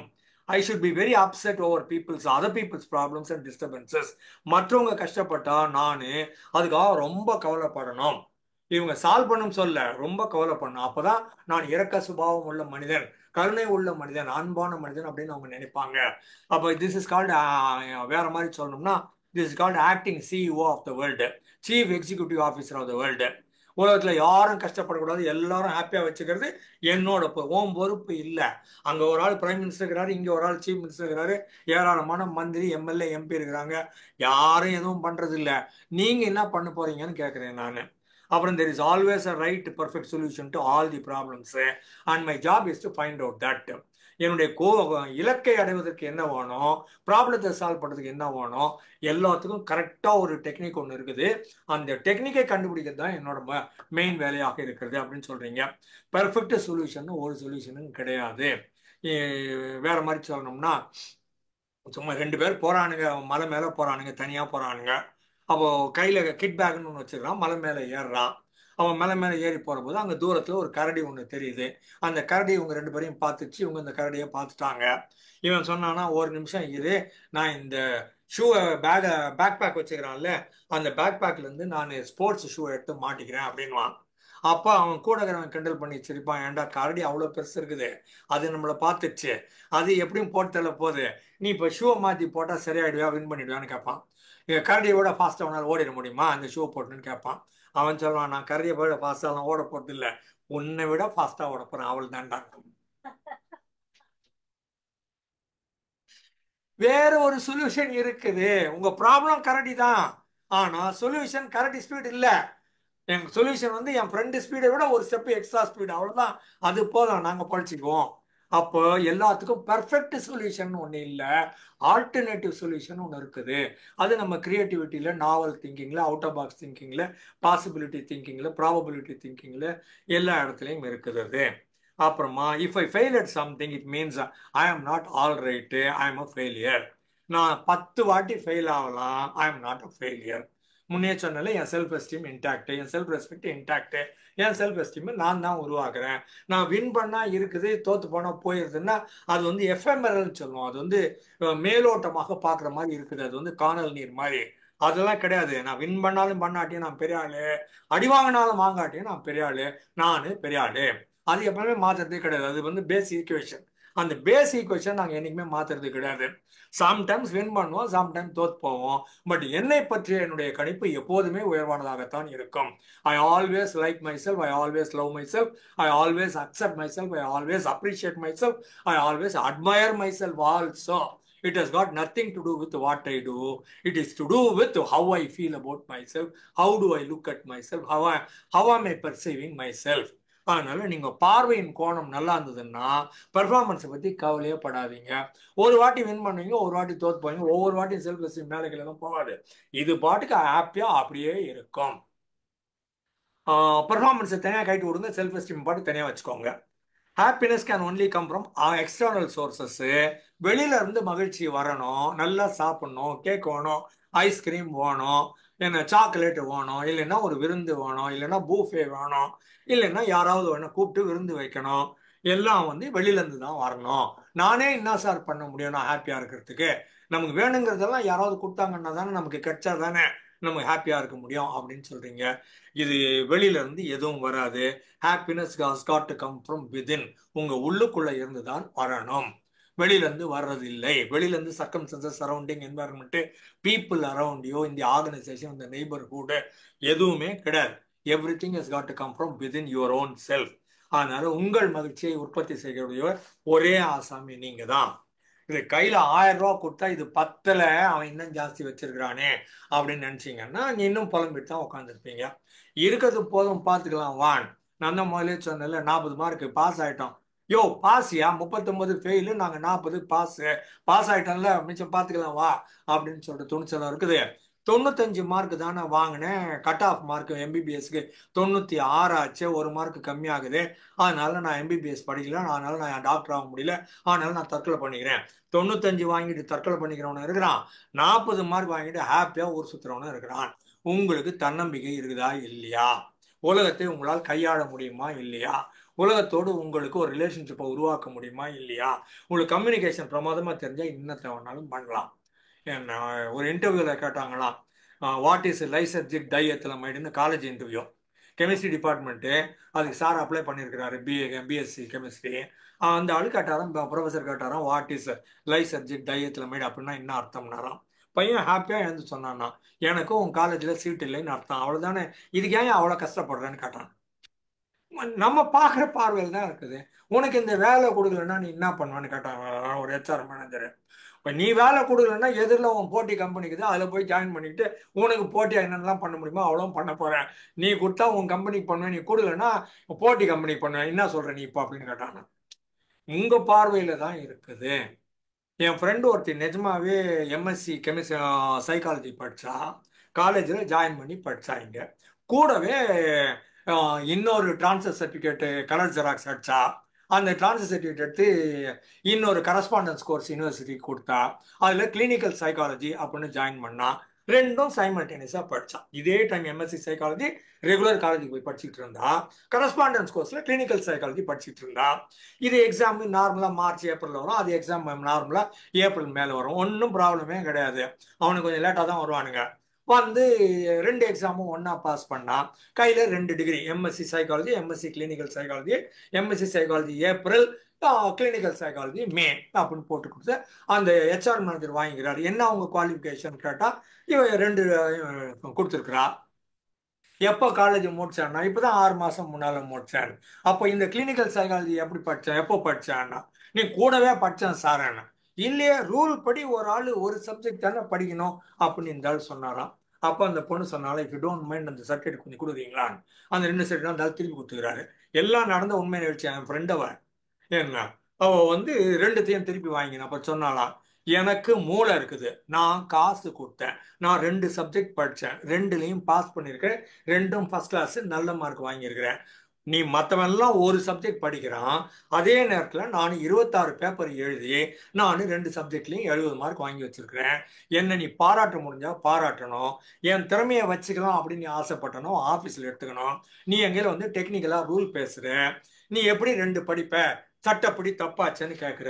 நீ வேலையே கொடுத்தாலும் நான் ஆஃபீஸில் வேலை செய்ய மாட்டேன். உன்ன மாதிரி ஹெச்ஆர் மேனேஜர் கிட்ட வேலை பார்க்கறதுக்கு பார்க்காமலே வீட்டில் உட்காந்துருக்கலாம் தண்ட சோறு அப்படின்னு வாங்கி வெளில வந்துட்டான். அந்த மாதிரி உங்க பார்வையின் கோணம் தான். அதனால ஹாப்பினஸ் எங்கேருந்து வருது, உங்க பார்வையில இருந்து வருது, எப்படி பாக்குறீங்க வருது. அப்போ ப்ராப்ளம் எங்கெங்கிருந்து வருது, ப்ராப்ளம் 1 2 சொல்றேன் கேளுங்க. கட்டாஸ்ட்ரோஃபைசிங் அப்படின்னு ஒன்று இருக்குது. கட்டாஸ்ட்ரோஃபின்னு கேள்விப்பட்டிருப்பீங்க இல்லையா? CATASTROPHE. கேட்டாஸ்ட்ரோஃபி அப்படின்னா மிகப்பெரிய இடர், பேரிடர் சொல்றோம்ல, டிசாஸ்டர்னு சொல்றோம்ல. சுனாமி, எரிமலை வெடிச்சது, அப்படியே கப்பல் மூழ்கிடுச்சு, பிளேனு வெடிச்சிடுச்சு, இல்ல குண்டு வச்சு ஜெனோசைடு நிறைய பேர் பாம்பு வச்சு செட் போனாங்க, இதுக்கெல்லாம் வந்து டிசாஸ்டர்னு பேரு. மேஜரா ஒரு நம்மால் தாங்க முடியாத மிகப்பெரிய அளவுல ஈடு செய்ய முடியாத அளவுக்கு இழப்பு. ஒரு மனுஷன் சாகிறது இல்ல, நிறைய பேர் அஃபெக்ட் ஆகிறது. அந்த மாதிரி வர்றதுதான் எதிர்பாராமல் நடக்கிறது, இயற்கை பேரழிவுன்னு சொல்லுவாங்க. இதுக்கு வந்து இன்னொரு அழகான பேர் இருக்குது, காட்ஸ் ஆக்ட். எங்கெல்லாம் மிக கொடூரமாக ஒண்ணு நடக்குதோ அது கடவுளின் செயல்னு வர நாம பேர் வச்சுக்கிறோம். காட்ஸ் ஆக்ட்னா என்ன அர்த்தம்னா ரொம்ப மோசமா ஆகியிருக்குது, மனுஷன் நினைச்சு பார்த்தா கூட பண்ண முடியாதுன்னு அர்த்தம். கடவுள் ஒரு ஆள் தான் அவ்வளவு மோசமாக செய்ய முடியும், காட்ஸ் ஆக்ட். சரியா? இந்த இடத்துல வர்ற போது இது வந்து கட்டாஸ்ட்ரோஃபி, கட்டாஸ்ட்ரோஃபைசிங் அப்படின்னு ஒரு புதுசா ஒரு வேர்டு காயின் பண்றாரு. இந்த மாதிரி ஒரு சொல்லாக்கம் கிடையாது ஆங்கிலத்துல. இவரு அந்த சொல்லாக்கத்தை உருவாக்கிறார். 2 சொல் உருவாக்கி இருக்கிறார். அது ஒரு சொல் இது, அடுத்த சொல் இதை முடிச்சுட்டு அதுக்கப்புறம் வர்றேன். சரியா? Tendency to look at a situation as far worse than how it really was. அது எப்படி இருக்குதோ அதை பார்க்காம அதை மகா மகா மகா மகா மோசமா பார்க்கறது, அது தாக்கம் ரொம்ப மோசமான விளைவுகள்லாம் கொண்டு வரும் அப்படின்னு நாம பூதாகரமாக ரொம்ப பெருசா அதை வந்து நாமளே அதை மாளிகை ஆக்குறது. இது சின்ன சின்ன விஷயத்த making a mountain out of a mole ஹில்லுமாங்க. குட்டியோண்டு மலை இருக்குது, அதை பிடிச்சி மிகப்பெரிய மலையா மாத்துறது எப்படி அப்படிங்கிற மாதிரி எல்லா பிரச்சனையும் ரொம்ப ரொம்ப பெருசா ஆக்குறது. அப்போ ஒரு ஆளு மோட்டார் சைக்கிள்ல போறாரு. அவர் மோட்டார் சைக்கிள்ல போற போது ஹெல்மெட் எடுத்துக்காம போயிட்டாரு. அப்போ வழியில எங்கேயோ ஒரு இடத்துல ஒரு போலீஸ்காரன் அந்த மூலையில பார்த்தாரு.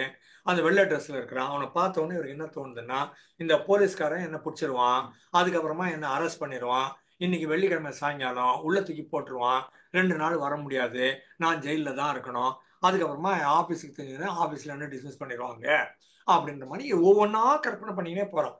எவ்வளவு தூரம் கோணலாக்க முடியும்னுட்டு. லேசா தலை வலிக்குது அப்படின்னா என்னன்னு, சரி ஒரு விக்ஸை போடு, அமிர்தாஞ்சனத்தை போடு, இல்லைன்னா ஒரு டோலோபோரை போடு, ஏதோ ஒன்று தலைவலி மாத்திரைன்னு ஒன்று போட்டால் முடிஞ்சு. அனாசின் ஆஸ்பிரின் எவ்வளோ இருக்குது, அதெல்லாம் விட்டுட்டு இருந்தாலும் நினைக்கிறான் ஒருவேளை ரத்த குழாய் வெடிச்சிருக்குமோ. ஒய்ஃபு காலையில திட்டாங்க. அப்போ ஆபீஸ்ல என்ன நினைக்கிறான், ஒய்ஃப் இந்நேரம் புறப்பட்டு அம்மா வீட்டுக்கு போயிருப்பாங்களோ அப்படிங்கிற மாதிரி. அப்போ பசங்க 4 மணிக்கு விளையாட போச்சு, 6 மணி ஆச்சு வரல, எவனோ புள்ள பிடிக்கிறவன் பிள்ளைய தூக்கி போயிட்டானோ. எல்லா இடத்துலையும் மிக மிக மோசமாக எவ்வளவு நெகட்டிவா திங்க் பண்ண முடியுமோ அவ்வளவு நெகட்டிவா திங்க் பண்றான். இது மாதிரி பாஸ் லேட்டா போனா என்ன பண்ணுவாரு, லேட்டா போனா கொன்னுடுவார் சார். நிஜமாவே கொன்னுடுவாரா? இது வரைக்கும் எத்தனை பேரை கொண்டு இருக்கிறாரு? நீ சொல்றது ரேஷனல் திங்கிங்கா, இந்த மாதிரி சிந்தனையின் அடிப்படையில் உருவானதா அப்படின்னு கேட்குற கேள்வி இது. அதுக்கப்புறம் always looking for the unimaginable, extreme, worst case, impossible, catastrophic, disaster situations. இயல்பா நடக்கிற எல்லாத்தையுமே நம்ம மிக மோசமான கற்பனை, நான் இங்க உட்கார்ந்து வந்து பேசிட்டு இருக்கிறேன், அந்த பக்கம் 2 பேர் பேசிட்டு இருக்காங்க. அந்த 2 பேர் பேசிட்டு இருக்கிறப்ப எனக்கு என்ன தோணுது, அந்த 2 பேரும் நான் இந்த மீட்டிங்கை முடிக்கிறதுக்குள்ள உள்ள வந்து என்னை போட்டு தள்ளிடலான்னு சதி திட்டம் பண்றாங்க அப்படின்னு நானா நினைக்க ஆரம்பிச்சிடுறது. இப்போ என்ன ஆச்சுன்னா, ஐ cannot focus attention on what I'm seeking here. I am more focusing attention on how to save myself, how to survive in spite of those people who are actually extremists and who are actually killers, and they are going to murder me அப்படின்னு நினைக்கிற போது நானாக அதீதமாகன்னு சொல்லுவாங்க, அளப்பரிய அப்படின்னு சொல்லுவாங்க, எண்ணிக்கையில் அடங்காதுன்னு சொல்லுவாங்க. அந்த மாதிரி ரொம்ப பெருசா கற்பனை பண்ணி எல்லாத்தையுமே நெகட்டிவாவே பார்க்கறதாக இருக்கிறது. இது நேத்து கூட நம்ம டிவியில பார்த்த செய்தி இன்னைக்கும் கண்டினியூஸா ஓடிட்டு இருக்குது. ஒரு டீச்சரு ஒரு யாரோ ஒருத்தனை லவ் பண்ணாங்க, 1 வருஷம் தேவர் கோயிங் ஸ்டடி. அப்புறமா வீட்டில் சொல்லிடலாம்னு சொல்லியிருக்கிறாங்க. அப்பா அம்மா சொன்னாங்களா, நத்திங் டூயிங். ஒரு லேடி டீச்சர், நத்திங் டூயிங், அவனை மறந்துடு அப்படின்ட்டாங்க. இந்த பொண்ணும் சரின்னுட்டு போய் அவங்ககிட்ட, யோ மறந்துறியா, எங்க வீட்டில் சரி மாட்டேன்னு சொல்லிட்டாங்க, ஏத்துக்க மாட்டேன்னு சொல்லிட்டாங்க அப்படின்னு சொல்லிட்டு பள்ளிக்கூடம் போயிடுச்சு. இவனுக்கு சரி ஒரு பொண்ணு வானான்னு சொன்னா, ரைட், இன்னொரு பொண்ணு கிடைக்க போகுது இல்ல, அந்த பள்ளிக்கூடத்துல ஒரு டீச்சர் விட்டா இன்னும் 10 டீச்சர் எப்படி இருக்குதானே போறா, வேற ஒரு டீச்சரை பார்க்கலாம்ல. அதை விட்டுட்டு இவன் என்ன பண்ணான், ஒரு கத்தி எடுத்துட்டு போய் அந்த டீச்சர் பசங்க முன்னால ஒரு 40 பசங்க, பாய்ஸ் அண்ட் கேர்ள்ஸ் எல்லாம் டீனேஜர்ஸா, அவங்க பார்த்துக்கிட்டு இருக்கிற போது அந்த டீச்சர் கிளாஸ் நடத்துற போது கத்தி எடுத்து சரமாரியா குத்தி ஸ்பாட்ல அந்த அம்மா செத்து போனா. இன்னைக்கு 5 லட்சம் அனௌன்ஸ் பண்ணிக்கிறாங்க. 5 லட்சம் இஸ் பீனட்ஸ். அது life worth worth is not worth just 5 lakhs. 5 lakhsங்கிறது பட் அரசாங்கத்தை கேட்டால் நாங்கள் அவ்வளோதாங்க பண்ண முடியும்னு சொல்லுவாங்க. அது வேற கதை, அதுக்குள்ள நம்ம போக வேண்டாம். ஆனா இந்த ஆளு ஒருத்தன் லவ் பண்ணான், பிரேக் வரும், பிரேக் வரத்தானே செய்யும். எல்லா லவ்வும் முடிஞ்சிடும், எல்லா லவ்வும் கல்யாணத்துல முடிஞ்சிடும், எல்லா கல்யாணமும் டைவர்ஸே ஆகாதுன்னு எவன் சொன்னான்? கல்யாணம் நீங்க எவ்வளவு மந்திரத்தை அழகா சொன்னாலும், எந்த கடவுளை வச்சு சொன்னாலும், எந்த மத தலைவரை வச்சு சொன்னாலும் அல்டிமேட்டா ஆகிற டைவர்ஸ் ஆகத்தானே போகுது. அவன் அடி வாங்கத்தானே செய்வான். தே லிவ்டு எவர் ஹாப்பிலின்னு சிண்ட்ரல்ல வந்து ஆரம்பிச்சு they got married and lived ever ஹாப்பிலின்னு. இதை விட மிகப்பெரிய போய் உலகத்துல எங்கேயுமே கிடையாது. Nobody lived ever happily. Irrational thinking அது. கல்யாணம் கட்டிங்கன்னா உங்க மகிழ்ச்சியாக வாழ்ந்தாருன்னு கதை முடிச்சுட்டா 10 வயசுக்கு வந்து ஆகான்னு கை தட்டும். ஆனா வாழ்ந்தவனுக்கு கல்யாணம் கட்டின ஆம்பளை பொம்பளைக்கு தானே தெரியும் எவ்வளவு பெரிய பொய் சொல்றானுங்க, திருப்பி திருப்பி சொல்றானுங்க அப்படின்னுட்டு. அந்த மாதிரி பாக்குற போது ஆல் ஆர் நத்திங் திங்கிங் அப்சல்யூட்டிஸ்ட் திங்கிங்னு பேரு. அப்சல்யூட்னா ஒன்னு, ஜீரோ இல்லைன்னா ஒன்னு, என்ன நான் 0 இல்லைன்னா 100. பைனாரி திங்கிங்னு சொல்லுவோம். 1 or 0ங்கிறது கம்ப்யூட்டர் வந்து பைனாரிம்பாங்க. இது பிளாக்கு இல்லைன்னா ஒயிட், வேற கலரே கிடையாது. நீ நல்லவன் இல்லைன்னா கெட்டவன், நடுவில் எதுவுமே கிடையாது. செஞ்சா கரெக்டா வரும், இல்லைன்னா மொத்தம் கோயந்தா ஆயிடும், நடுவில் எதுவுமே கிடையாது. அந்த மாதிரி பார்க்கறதெல்லாம் ஆப்சல்யூட்டிஸ்ட் திங்கிங்னு சொல்லுவோம், ஆல் ஆர் நத்திங் திங்கிங்னு சொல்லுவோம், பைனாரி திங்கிங்னு சொல்லுவோம்.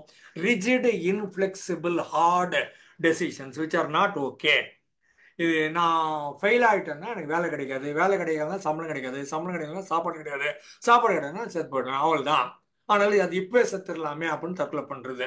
ஃபெயில் ஆனா ஆயிட்டு போறேன்னு, இதுல ஃபெயிலு, நான் வேற என்ன பண்ணிட்டு போறேன்? எந்த என்ஜினியரை வேணாலும் நீங்க கேளுங்க, நீ எம்பிபிஎஸ் ஆனா பாஸ் ஆயிடுவான், ஃபெயில் தான் ஆவான். எம்பிபிஎஸ் படிக்கிறவனை கேளுங்க, நீ லா படிச்சேன்னா பாஸ் ஆயிடுவான், இல்லை ஃபெயில் தான் ஆவான். லா படிக்கிறவனை கேளுங்க, சார்ட்டர்ட் அக்கௌண்டன்சி பாஸ் ஆகிவான், இல்லை ஃபெயில் தான் ஆவான். எல்லாரும் அவன் சப்ஜெக்ட்ல பெரிய ஆளு, மற்ற எல்லா சப்ஜெக்ட்லயும் ஃபெயில் தான் ஆவாங்க. அவங்களால படிக்க முடியாது.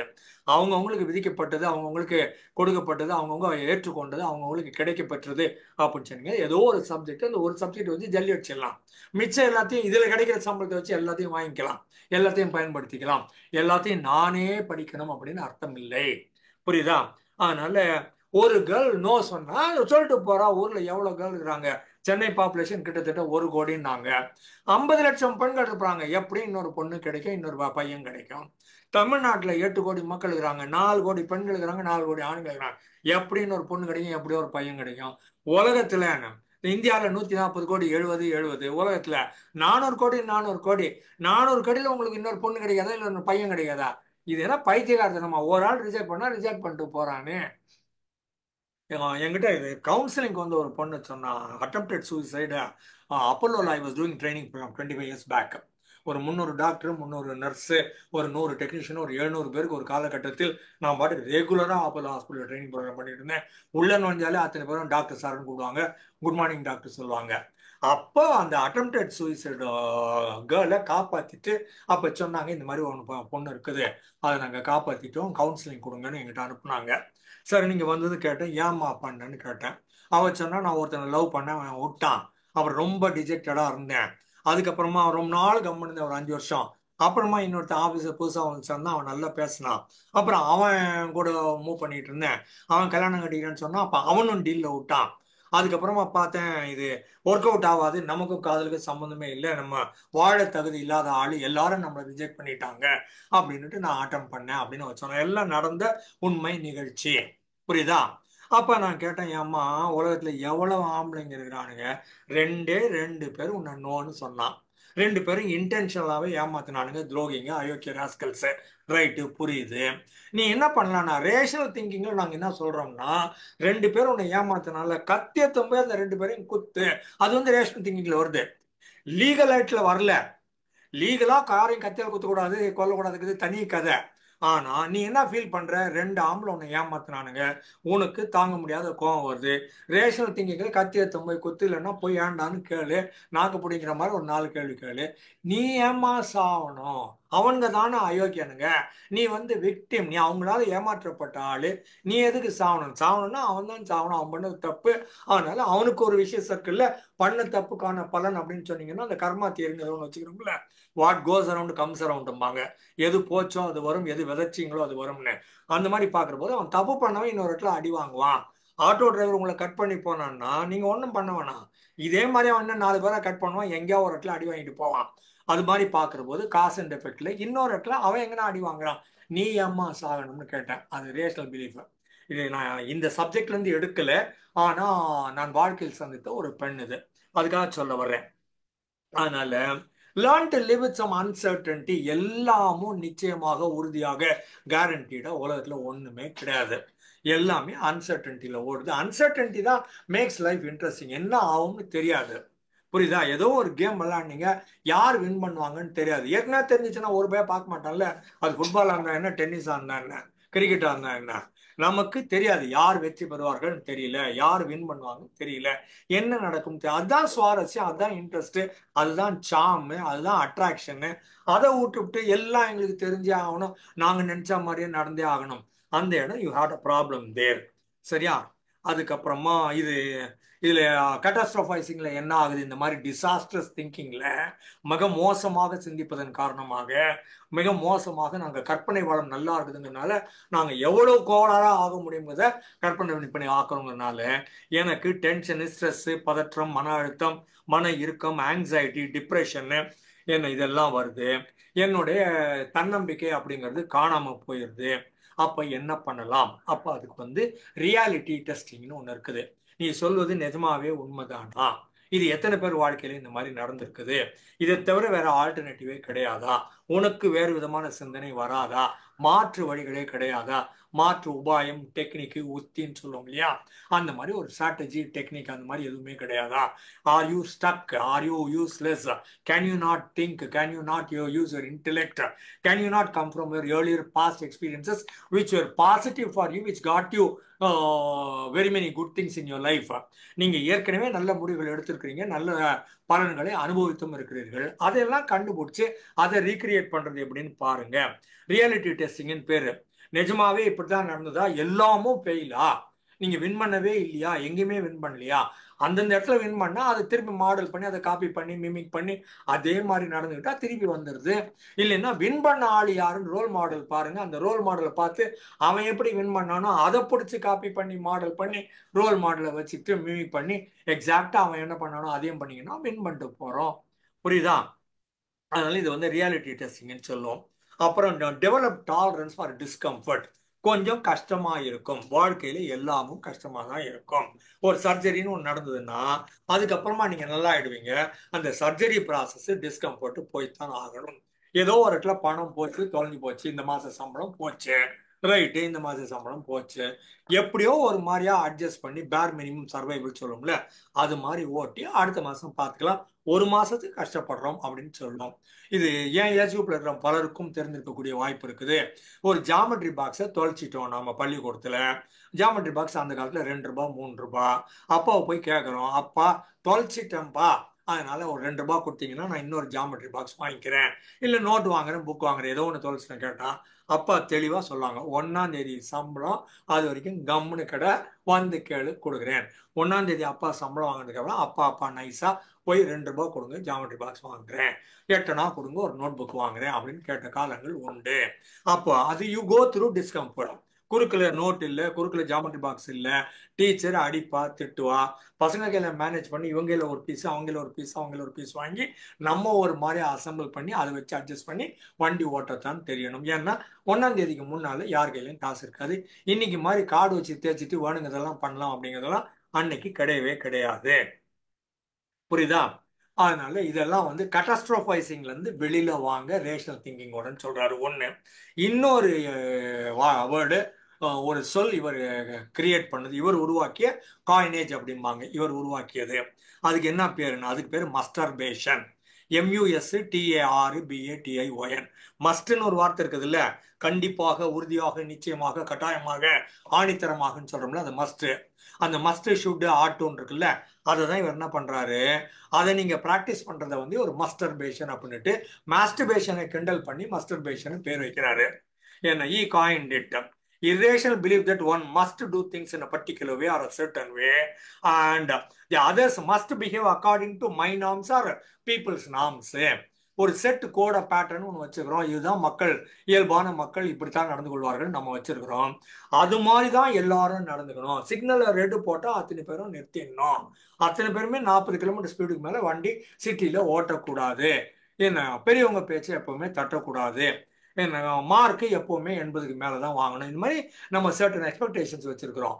நடக்கலாம், நடக்காம போல நம்ம விடுறது இல்லை. ஆனா இப்படித்தான் நடந்தாக வேண்டும், நான் இப்படிதான் இருந்தாகணும், அவங்க அப்படிதான் இருந்தாகணும், உலகம் இப்படிதான் இருந்தாகணும் அப்படின்னு சொல்றது.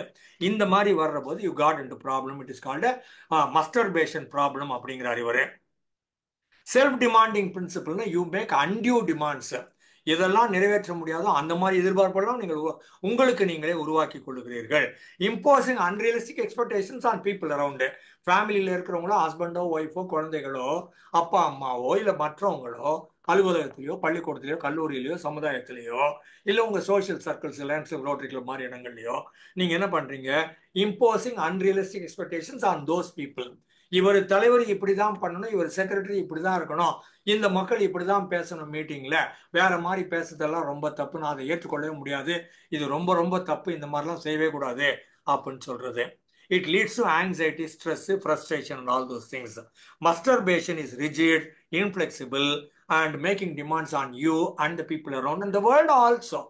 டொனால்டு ட்ரம்ப்ன்றவர் ஒருத்தர் வின் பண்ணாரு, ரைட்டு, பிரசிடென்டா இருந்தாரு 4 வருஷம், ரைட்டு, டொனால்டு ட்ரம்ப் தோத்து போனாரு, ரைட்டு, திருப்பியும் எப்படியா அந்த ஆளை எலெக்ட் பண்ணுவீங்க, அவர் தான் தோத்துட்டாருல்ல, அதான் வேணாம்னு ஒரு வாட்டி சொன்னீங்கல்ல, எப்படியா பேச்ச மாத்துவீங்க, திருப்பி எப்படியா எலெக்ட் பண்ணுவீங்க, அந்த ஆளு தோத்துட்டார் தூக்கி போடணும், புதுசாதான் இன்னொரு ஆளை கண்டுபிடிக்கணும், தோத்து போன ஆளை எப்படி நீங்க திருப்பி கொண்டாடுவீங்க, உலகம் உங்க கண்ட்ரோல்ல இல்ல, you are not the chief executive officer of the world. American people have got every right to change their mind. They would like to vote to whoever they want to. It is none of your damn business ன்னு சொல்லுவோம். அந்த மாதிரி பார்க்குற போது இவங்க must, it will not work, it cannot work, it should not work, don't expect must work in your life or must work in other people's lifes also. So இது self indulging, self defeating, dysfunctional பிஹேவியர்னு சொல்லுவோம். ஃபங்க்ஷனல்னா வேலை நடக்குதுன்னு அர்த்தம், டிஸ்ஃபங்க்ஷனல்னா வேலை கெட்டு போகுதுன்னு அர்த்தம். மஸ்ட்ன்னு போட்டிங்கன்னா இட் பிகம்ஸ் டிஸ்ஃபங்க்ஷனல்.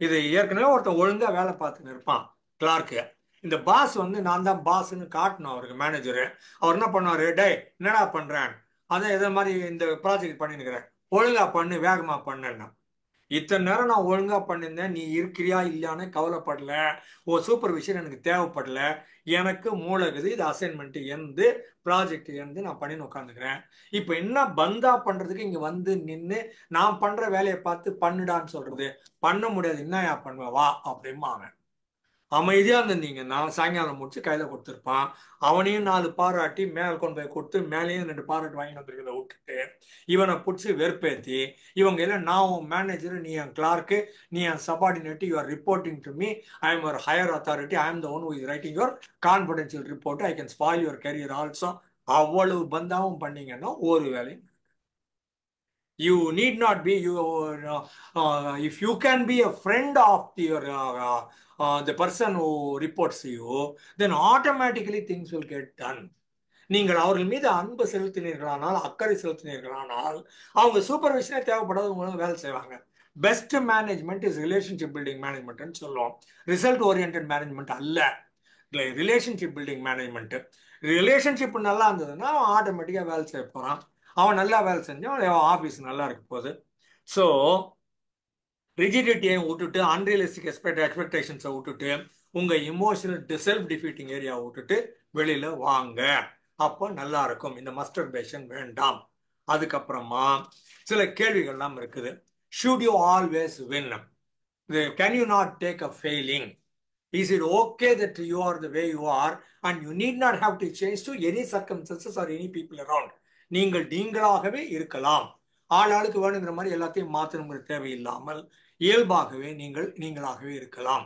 கிண்டலா நாங்கள் சொல்லுவோம், பெர்சோனான்னு ஒரு வார்த்தை இருக்குது, முகமூடின்னு அர்த்தம். அதுல தான் பர்சனாலிட்டிங்கிறது வந்தது. முகமூடி. நான் I put on a face to face the face and I kept on changing the faces. In the process I lost out my original face. நிதானமா சொல்றேன். I put on a face, நான் ஒரு முகமூடி போட்டுக்கிட்டேன். To face the face I'm going to face. யாரு என்னை அலுவலகத்தில் வந்து பார்க்க போறாங்களோ அவங்களுக்கு ஏற்ற மாதிரி ஒரு முகமூடியை எடுத்து மாட்டிக்கிட்டு அவங்களுக்கு ஏற்ற மாதிரி பேசுறேன். அவங்க போனதுக்கு அப்புறமா இன்னொரு ஆள் வர்றாரு, அவருக்கு ஏற்ற மாதிரி இன்னொரு முகமூடி எடுத்து போட்டுக்கிறேன். இந்த மாதிரி ஒரு நாள்ல நான் 40-50 முகமூடி போட்டுட்டு அப்புறம் சாயங்காலமா அந்த பாக்ஸ்ல தேடுறேன். என்னோட ஒரிஜினல் முகமூடி எதிரான காணாம போயிடுச்சு. ஏன்னா 50க்கு நடுவில் ஒன்று கரைஞ்சு போயிடுச்சு. இப்போ என்னுடைய நிஜ முகமூடி எதுன்னு எனக்கு தெரியாம போச்சு. பூவாமைந்து காணாம போயிடுச்சு. எல்லாருக்கும் ஏற்ற மாதிரி நான் மாத்தி மாத்தி மாத்தி மாத்தி மாத்தி என்னோட ட்ரூ செல்ஃப்னு ஒன்று காணாமலே போய்விட்டது அப்படின்றவங்க. அதுல இவர் வந்து முதல்ல சொன்ன ஏபிசிடி பிரின்சிபலுக்கு இப்போ வருவோம். ஆக்டிவேட்டிங் ஈவெண்ட் அப்படின்னு ஒன்று உங்கள் மீது ஒரு தாக்கத்தை உண்டு செய்கிறது. சரியா? அப்போ யாரோ ஒரு ஆள் உங்களை முட்டாளுன்னு சொல்லிட்டாங்க, இடியட்டு ஸ்டூபிட்னு சொல்லிட்டாங்க. உடனே நீங்க என்ன பண்ணுவீங்க? குட் மார்னிங் சொன்னா குட் மார்னிங் சொல்லுவீங்க, தேங்க்யூ சொன்னா வெல்கம்னு சொல்லுவீங்க, முட்டாளுன்னு சொன்னா திருப்பி ஸ்டூபிட் இடியட்டு நான்சென்ஸ் சொல்லுவீங்க. நியாயமானது ரேஷனல் திங்கிங் இல்ல. ரேஷனல் திங்கிங் அது வரல. ரேஷனல் திங்கிங் வந்து அவன் கோவத்துல ஏதோ சொல்றான், அவனை வேற யாரோ திட்டாங்கன்னு சொல்றான், நான் நிஜமாவே ஒரு தப்பு பண்ணேன் அதனால சொல்றான், இல்ல நான் பண்ணது அவனுக்கு பிடிக்கல அதனால சொல்றான், ஏன்னா நான் நிஜமாவே ரைட்டா தான் பண்ணேன் அவனுக்கு புரியுதா அதனால சொல்றான். எவ்வளவோ ஆல்டர்னேட்டிவ்ஸ் இருக்கக்கூடிய வாய்ப்பு இருக்குது. அதை விட்டுட்டு நம்ம என்ன பண்றோம்? திரும்ப நாம திட்டுறோம். இதுக்கு பேரு கான்சிக்வன்ஸ். அவன் என்ன இடியட்டுன்னு சொன்னா நான் திருப்ப ஸ்டூபிட்னு சொன்னேன். அப்படிங்கிறது ஆக்டிவேட்டிங் எக்ஸ்பீரியன்ஸ் ஏ, கான்சிக்வன்ஸ் சி அப்படின்னு சொல்றோம். ஆனா ஆல்பர்ட் எலிஸ் சொன்ன சொல்றாரு, இது ஏ இது சி, குறுக்குல பி அப்படின்னு ஒண்ணு இருக்குது, பிலீஃப் சிஸ்டம்னு பேரு. உங்களுடைய எண்ணங்கள், உங்களுடைய சிந்தனை ஓட்டங்கள், உங்களுடைய உணர்வுகள் உள்ள இருக்குது. இந்த பிலீஃப் சிஸ்டம் என்ன சொல்றதுன்னா, how can E say that, how dare he say that, who is he to say that, who is he to say that in front of all the other people, no, doesn't he know who am I, நான் யாருன்னு அவனுக்கு தெரியாதா அப்படிங்கிறது அந்த belief system இருக்குல்ல. அவன் சொல்லியிருக்க கூடாது, சொன்னது ரொம்ப தப்பு, இத்தனை பேர் முன்னாடி சொன்னது தப்பு அப்படின்னு இந்த குறுக்கள் இருக்கிற அந்த பிலீஃப் சிஸ்டம் இருக்குல்ல, இது இந்த கான்சிக்வன்ஸை உருவாக்குச்சு, ஆக்டிவேட்டிங் எக்ஸ்பீரியன்ஸ் உருவாக்கலை. இந்த இடியட்னு சொன்னது யாரு? உங்க பாஸ். அப்ப உங்களுக்கு கோவம் வந்துச்சு, அதனால ரைட். இல்ல, பாஸ் என்ன பத்தி சொல்லக்கூடாது. சரி, உங்க ஃப்ரெண்டு வந்தா, ஏன்டா குரங்கு என்னடா பண்ணினுக்கிறேன்னு கேட்டான். அப்ப நீங்க நிதானமா பதில் சொல்றீங்க, இல்லடா வேலை இருந்ததுடா அதனால வரல. அவன் குரங்குன்னு கூப்பிட்டதை இக்னோர் பண்ணிட்டீங்க. அவன் குரங்குன்னு கூப்பிட்டது உங்களுக்கு வலிச்சிருக்கணும் இல்ல. ஆனா அது வந்து ஃப்ரெண்டு குரங்குன்னு கூப்பிட்டா இட்ஸ் ஓகே. அப்ப ஆக்டிவேட்டிங் ஈவெண்ட்னா அதே இது. அந்த ஆள் இடியட்னு சொன்னா இவன் குரங்குன்னு சொன்னா, உங்க பிலீஃப் சிஸ்டம் என்ன சொல்லுது? பாஸ் சொல்லக்கூடாதுன்னு சொல்லுது, ஃப்ரெண்டு குரங்குன்னு சொல்லலாம், கழுதன்னு சொல்லலாம்னு சொல்லுது. அப்ப கான்சிக்வன்ஸ் மாறிடுது. It is not what is set. இடியட்டு இல்ல டாங்கி மங்கிங்கிறதும் ஒண்ணுதான். கான்சிக்வன்ஸுங்கிறது மாறுது. ஏன் மாறுச்சு? பாஸ்ன்னா மாறுது, ஃப்ரெண்டுன்னா மாறுது இல்ல. ஃப்ரெண்டுன்னா பாசிட்டிவா மாறுது, இக்னோர் பண்ண சொல்லுது. பாஸ்ன்னா நெகட்டிவா மாறுது இல்ல. அப்ப பிலீஃப் சிஸ்டம் தான் கான்சிக்வன்ஸை கிரியேட் பண்ணிச்சே தவிர ஆக்டிவேட்டிங் ஈவெண்ட் அல்ல. புரியுதா? அது ஏபிசி பிரின்சிபல்னு முதல்ல உருவாக்குனாரு. அப்போ அதுக்கப்புறம் என்ன பண்ணாரு, சரி இது இன்னும் கொஞ்சம் எக்ஸ்பேண்ட் பண்ணுவோம்னுட்டு ஏபிசிடிஇ பிரின்சிபல் அப்படின்னு மாத்தினாரு. இன்னொரு டியும் இன்னொரு ஈயும் சேர்த்துக்கிட்டாரு. டினா என்ன? டினா என்னன்னா dispute it, deny that, DeFi that, destruct that, destroy that, demolish that, disown that, differ from that, deflect that, deal that differently. இது எல்லாமும் D. So dispute, deny, defy, destruct, destroy, demolish, disown, deflect எல்லாமும் இந்த D எல்லாம் என்ன பண்ணுதுன்னா இந்த belief சிஸ்டத்தை உடைக்குது. உங்க பிலீஃப் சிஸ்டம் எது நடக்கூடாதுன்னு நினைச்சீங்களோ, எது நடக்கணும்னு நினைச்சீங்களோ அது இது உடைக்குது. உடைச்சதுக்கு அப்புறம் என்ன ஆகும்னா இமோஷனல் கான்சிக்வன்ஸ்னு வேற ஒன்று வரும், இமோஷனல் பே ஆஃப்னு வேற ஒன்று வரும். அது பேர் இ. அப்ப activating event did not cause the consequence. It is your belief system which created the consequence. What you do is use your D to dispute it, destroy it. They are destroy the belief system. Belief system got destroyed. There is an A, there is a C. Now that you have destroyed the belief system, the consequence becomes an emotional consequence or emotional payoff, which is okay. It's all right.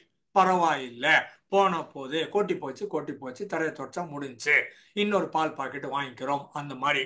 So உங்க belief சிஸ்டத்தை உடைக்கிறதுக்கு உங்க dispute system கொண்டு வரணும். Dispute system ஸ்ட்ராங்காக இருக்க வேண்டும். Belief சிஸ்டத்தை ஸ்ட்ராங்கா வச்சுதான் நம்ம கான்சிக்வன்ஸை கெடுக்கிறோம். டிஸ்பியூட் சிஸ்டம் ஸ்ட்ராங்கா இருந்ததுன்னா பிலீஃப் சிஸ்டத்தை உடச்சிடும். பிலீஃப் சிஸ்டத்தை உடச்சிட்டா இந்த கான்சிக்வன்ஸ் இமோஷனல் பே ஆஃபா மாறும். அப்போ உங்க வேறு விதமான ஃபீலிங், பரவாயில்ல போன போது விடுறா அப்படிங்கிற மாதிரி வந்துடும்.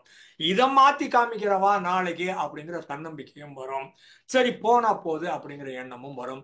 இதெல்லாம் வரணும்னா ஏபிசிடி பிரின்சிபலை ஞாபகத்துல வச்சுக்கணும்.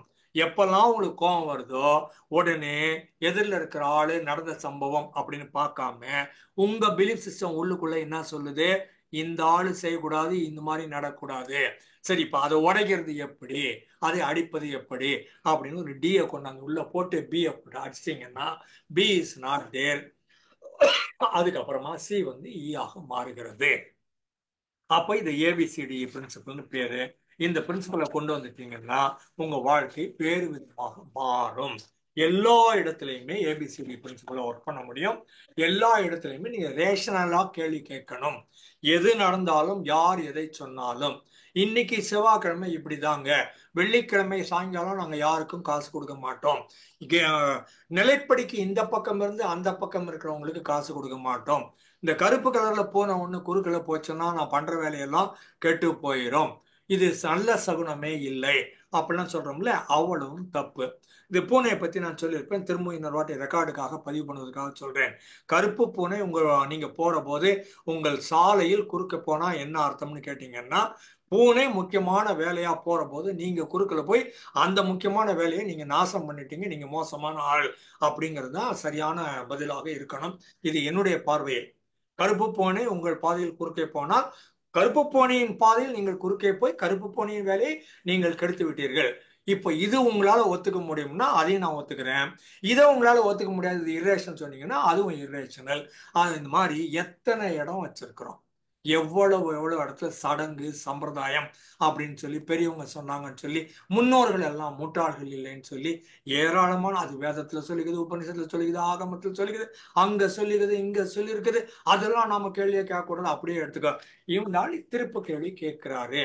நான் ஏற்கனவே இன்னொரு குரூப்ல பேசுற போது சொன்னேன். அப்ப ஒருத்தர் சொன்னாரு 10 கமாண்ட்மெண்ட்ஸ்ன்னு வர்றது பூரா கட்டளையாக இருக்கிறது அப்படின்னாரு. அப்ப அதெல்லாம் ரேஷன்லா இரேஷன்லான்னு அந்த கமாண்ட்மெண்ட்டை கேட்கணும். இதுதான் சொல்றாங்க அப்படின்னா இந்த கமாண்ட்மெண்ட்ல என்ன இருக்குதோ அதை கேட்கணும். பெரியவங்க சொன்னாங்கன்னா ஏன்னு ஒரு கேள்வி கேளுங்க. அதுதானே பகுத்தறிவு. இப்ப இவர் சொன்னதும் பகுத்தறிவு சிந்தனை தான், ரேஷனல் திங்கிங் தான். அவங்க சொன்னதும் ரேஷனலிஸ்ட் பகுத்தறிவாளர்கள் தான்.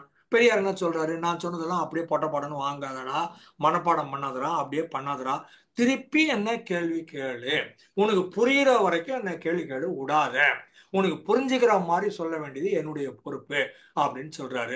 எல்லாத்தையும் கேள்வி கேட்டா அதுக்கு பேரு சயின்ஸ். சயின்ஸ்னா என்ன, யார் வேண்டுமானாலும் எதை வேண்டுமானாலும் எப்போது வேண்டுமானாலும் எங்கு வேண்டுமானாலும் எத்தனை முறை வேண்டுமானாலும் திரும்ப திரும்ப கேள்வி கேட்கலாம், ஓபன் பண்ணி பார்க்கலாம், மாற்றியும் அமைக்கலாம். அதுக்கு பேர் அறிவியல்.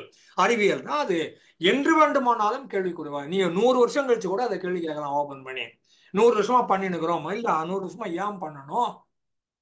டைப்ரைட்டர்னு ஒண்ணு இருக்குது இல்ல, அதுல கோணாமானான்னு ஏபிசிடி அழகா அடிக்க எல்லாம் வைக்கல, அவன் எங்கேயோ வேற மாதிரி வச்சுக்கிறான், AZXYA அப்படிங்கிற மாதிரி அடுக்கி வச்சிருக்கிறான். ஏன்டா அந்த மாதிரி அடுக்குனீங்கன்னு கேட்டா, இந்த மாதிரி இருந்தாதான் மக்கள் தடவி தடவி அடிப்பாங்க. ஒரு பிரிண்ட் அடிச்சு அது திருப்பி வரணும், திருப்பி வரதுக்கு அது நேரம் கொடுத்தாதான் அடுத்த பிரிண்ட் அடிக்க முடியும் டைப்ரைட்டர்ல. அதனால எல்லாத்தையும் இப்படி கோணமானலாம் வச்சிருந்தா நீங்க ஸ்லோவா அடிப்பீங்க அப்படிங்கிறதுக்காக பிரிச்சு போட்டானுங்க. இப்ப இதை நம்மளால மாத்த முடியலையே, அப்படியே வச்சிருக்கிறோமே. திருப்பியும் அவன் என்ன வச்சுக்கிறானோ அதே மாதிரி தான் டைப்ரைட்டர் வச்சுக்கிறோம். டைப்ரைட்டர் எதுக்காக உருவாக்கப்பட்டது, அந்த மாதிரி போடப்பட்டது, எழுத்துக்கள்லாம் ஏன் மாற்றி அமைக்கப்பட்டதுன்னு கேட்டீங்கன்னா, ஸ்லோவா டைப் அடிக்கணும். ஒன்னா போட்டு 4 சேர்த்து அடிச்சிங்கன்னா 4 உள்ள போய் சேர்ந்ததுன்னா எல்லாம் ஜாம் ஆயிரும், இங்கு கெட்டு போயிடும். அப்போ மிக வேகமாக அடிக்கக்கூடாதுங்கிறதுக்காக உருவாக்கப்பட்ட செய்தியை இன்னைக்கு நம்ம மாத்தாம இருக்கிறோம். போர்டு, பிளாக் போர்டுனா சாக் பீஸ், அவ்வளவுதான் முடிஞ்சு. 2000 வருஷமா கேள்வி கேட்காம இருந்தான். அந்த பிளாக் போர்டை ஒருத்தன் பச்சை கலர்ல மாத்தி அதே சாக் பீஸ் யூஸ் பண்ணுன்னு சொன்னான். அதுக்கப்புறம் வந்து வெள்ளை போர்டை மாத்தி மார்க்கர் பேனான்னா இன்னைக்கு ஊர்ல இருக்கிற எல்லா கலர் பேனாவையும், வெள்ளையை தவிர எல்லா கலர் பேனாவையும் அங்க பயன்படுத்த முடியும். அப்ப ரேஷன்ல யாரோ ஒருத்தன் கேள்வி கேட்கிறான், இத்தனை நாளா இப்படிதான் பண்ணோம், ஏன் பண்ணணும்? இது இந்த மைக்ரோ ப்ராசஸர் ஆப்ரேட்டர்ல கார்டை கட் பண்ணுவாங்க, ஓட்டை போட்டு வச்சிருக்கோம். ஒரு நீளமா ஒரு கார்டு இருக்கும், 2 போஸ்ட் கார்டு மாதிரி இருக்கும். அதுல பஞ்ச் கார்டு ஆப்ரேட்டருங்க மாதிரி சொல்லுவாங்க. பஞ்ச் பண்ணா அதுல ஓட்ட விடும், மெலிசாவும் விடும், பெருசாவும் விடும். அந்த மாதிரி விழுதுன்னா அதை பார்த்தோம்னா அது நகர்ற போது அது ABCD நம்பர்லாம் அதில் தெரியும். அதை வச்சு பண்ணுவாங்க. ஒருத்தி அதில் ஒரு ஆஃபீஸுக்கு போகிற போது அவளை சொன்னாங்களாம், இவ ஒரு நிமிஷத்துக்குள்ள 100 கார்டு அடிக்கிடுவா சார் அப்படின்னாங்களாம். அவளை கேட்குற போது, சரி இது எதுக்காக இந்த மாதிரி அடிக்கிறேன்னு கேட்டா, அதெல்லாம் எங்களுக்கு தெரியாதுங்க, என்ன அடிக்க சொன்னாங்க, வேகமா அடிக்க சொன்னாங்க, வேகமா அடிப்பேன். ஏன் அடிக்கிறோம்னே தெரியாது, ஏன் பண்றோம்னு தெரியாமலே நிறைய காரியங்கள் நம்ம பண்ணிட்டு இருக்கிறோம். அதனால எல்லாத்தையும் கேள்வி கேளுங்க. நானே இங்க பல நேரங்களில் என்னை பத்தி சொல்லியிருக்கிறேன். எங்கெங்கெல்லாம் என்கிட்ட ஒரு மனுஷன் ரூலுன்னு சொல்றானோ, இந்த ரூல் எதுக்குன்னு கேட்பேன். ஏத்துக்கிற மாதிரி ஒரு நல்லதா ஒரு ஆன்சர் சொன்னாங்கன்னா, அது சரின்னு எனக்கு பட்டுச்சுன்னா சரின்னு நான் கேட்டுக்குவேன். அது எனக்கு ஏத்துக்கிற மாதிரி இல்லைன்னா இந்த ஒரு வாட்ஸ்அப் எல்லா ரூலையும் வாட்ஸ்அப். காலையில 6 மணிக்கு ஏந்திரு, 5 மணிக்கு ஏந்திரு, உஷத் காலம் பூபாலம் பாடுற நேரம் என்ன இதெல்லாம் கிடையாது. நாங்க 9 மணிக்கு ஏந்துப்போம். 10 மணிக்குள்ள தூங்கினாதான் உனக்கு உடம்பு நல்லது, நாங்க 2 மணிக்கு தான் தூங்குவோம். நான் என்ன நினைக்கிறேனோ அதுதான் பண்ணுவேன். எனக்கு அது ஏற்புடையதாக இல்லைன்னா போடாம வச்சிருவேன். புரியுதா? I am abnormal, I am happy being abnormal. நீங்க சொல்ற நார்மாலிட்டிக்குள்ள நான் வருவதாக இல்லை. நான் இப்படிதான் இருக்கிறேன், என் அவேர்னஸ்ல இருக்குது, எனக்கு தெரியாமலாம் இப்படி இல்லை. அவேர்னஸ்ல, கான்சியஸ் விழிப்புணர்வு நிலையில நான் நன்றாக தெரிந்து கொண்டே நான் இவ்வாறு நடந்து கொள்கிறேன். ஏனென்றால் மற்றவர்கள் சொல்வது எனக்கு ஏற்புடையதாக இல்லை. அப்ப நான் உடைக்கிறேன். என்ன மாதிரி எல்லாரும் உடை சொல்ல, கொஞ்சம் கேள்வியாவது கேட்கிற துணிச்சலை வளர்த்துக் கொள்ளுங்கள் என்று சொல்கிறேன். அதனால ரேஷனல் திங்கிங் வந்துச்சுன்னா, இந்த இரேஷனல் பிலீஃப்ஸ் எல்லாம் தூக்கி போட்டீங்கன்னா, உங்க வாழ்க்கையில நீங்க சந்திக்கிற எல்லாத்தையுமே கேள்வி கேட்கிற பக்குவம் உங்களுக்கு வந்துச்சுன்னா, அது சரியாக இருக்கும்னா நீங்க வளர்ந்துகிட்டே இருக்கலாம். சரியில்லைன்னா தூக்கி போட்டுட்டும் வளர்ந்துகிட்டே இருக்கலாம் அப்படின்னு சொல்ல வர்றேன். நிறைவு செய்கிறேன். நன்றி, வணக்கம்.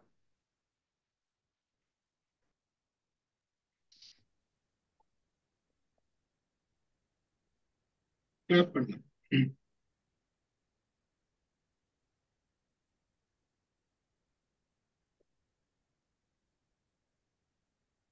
பெருமை சார், மகிழ்ச்சி.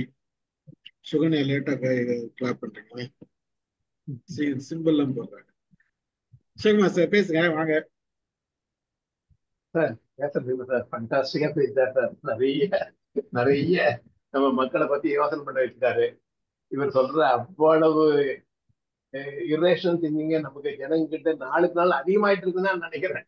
குறைஞ்ச மாதிரி அதுவும் ஒரு பிள்ளை ஒருத்தர் பெண்களை ரொம்ப செல்லம் வளர்த்துட்டு ரொம்ப இரேஷனல், ஒரு வேலை வாங்காம ஒரு இது கஷ்டப்படாம ஒரு சின்ன கஷ்டமா தான் நான் எழுந்து புலம்பிக்கிட்டு அப்செட் ஆயிட்டு இருக்க பிள்ளைங்க தான் பாக்குறேன். இதெல்லாம் நம்மலாம் 9 பேர் 10 நாள் இந்த கஷ்டங்கள்லாம் அக்செப்டட் எவ்ரிதிங், எல்லா ப்ராப்ளம் அக்செப்ட் பண்ணிட்டோம். அடி வாங்கணும், உதவ வாங்கணும். அன்னைக்கு சென்னையா வந்தோம், எல்லா மக்களையும் பார்த்தா, சென்னையில இருந்து வடக்குல இருந்து தெற்குல இருந்து கிழக்குல எல்லா மக்களையும் பார்த்திருக்கோம், எல்லாம் கரைஞ்சம் படைத்தோம். எதுவுமே தெரியாத மக்களோடு தான் நாங்க பிள்ளைகள் தான் நாங்க இருந்துட்டு இருக்காங்க.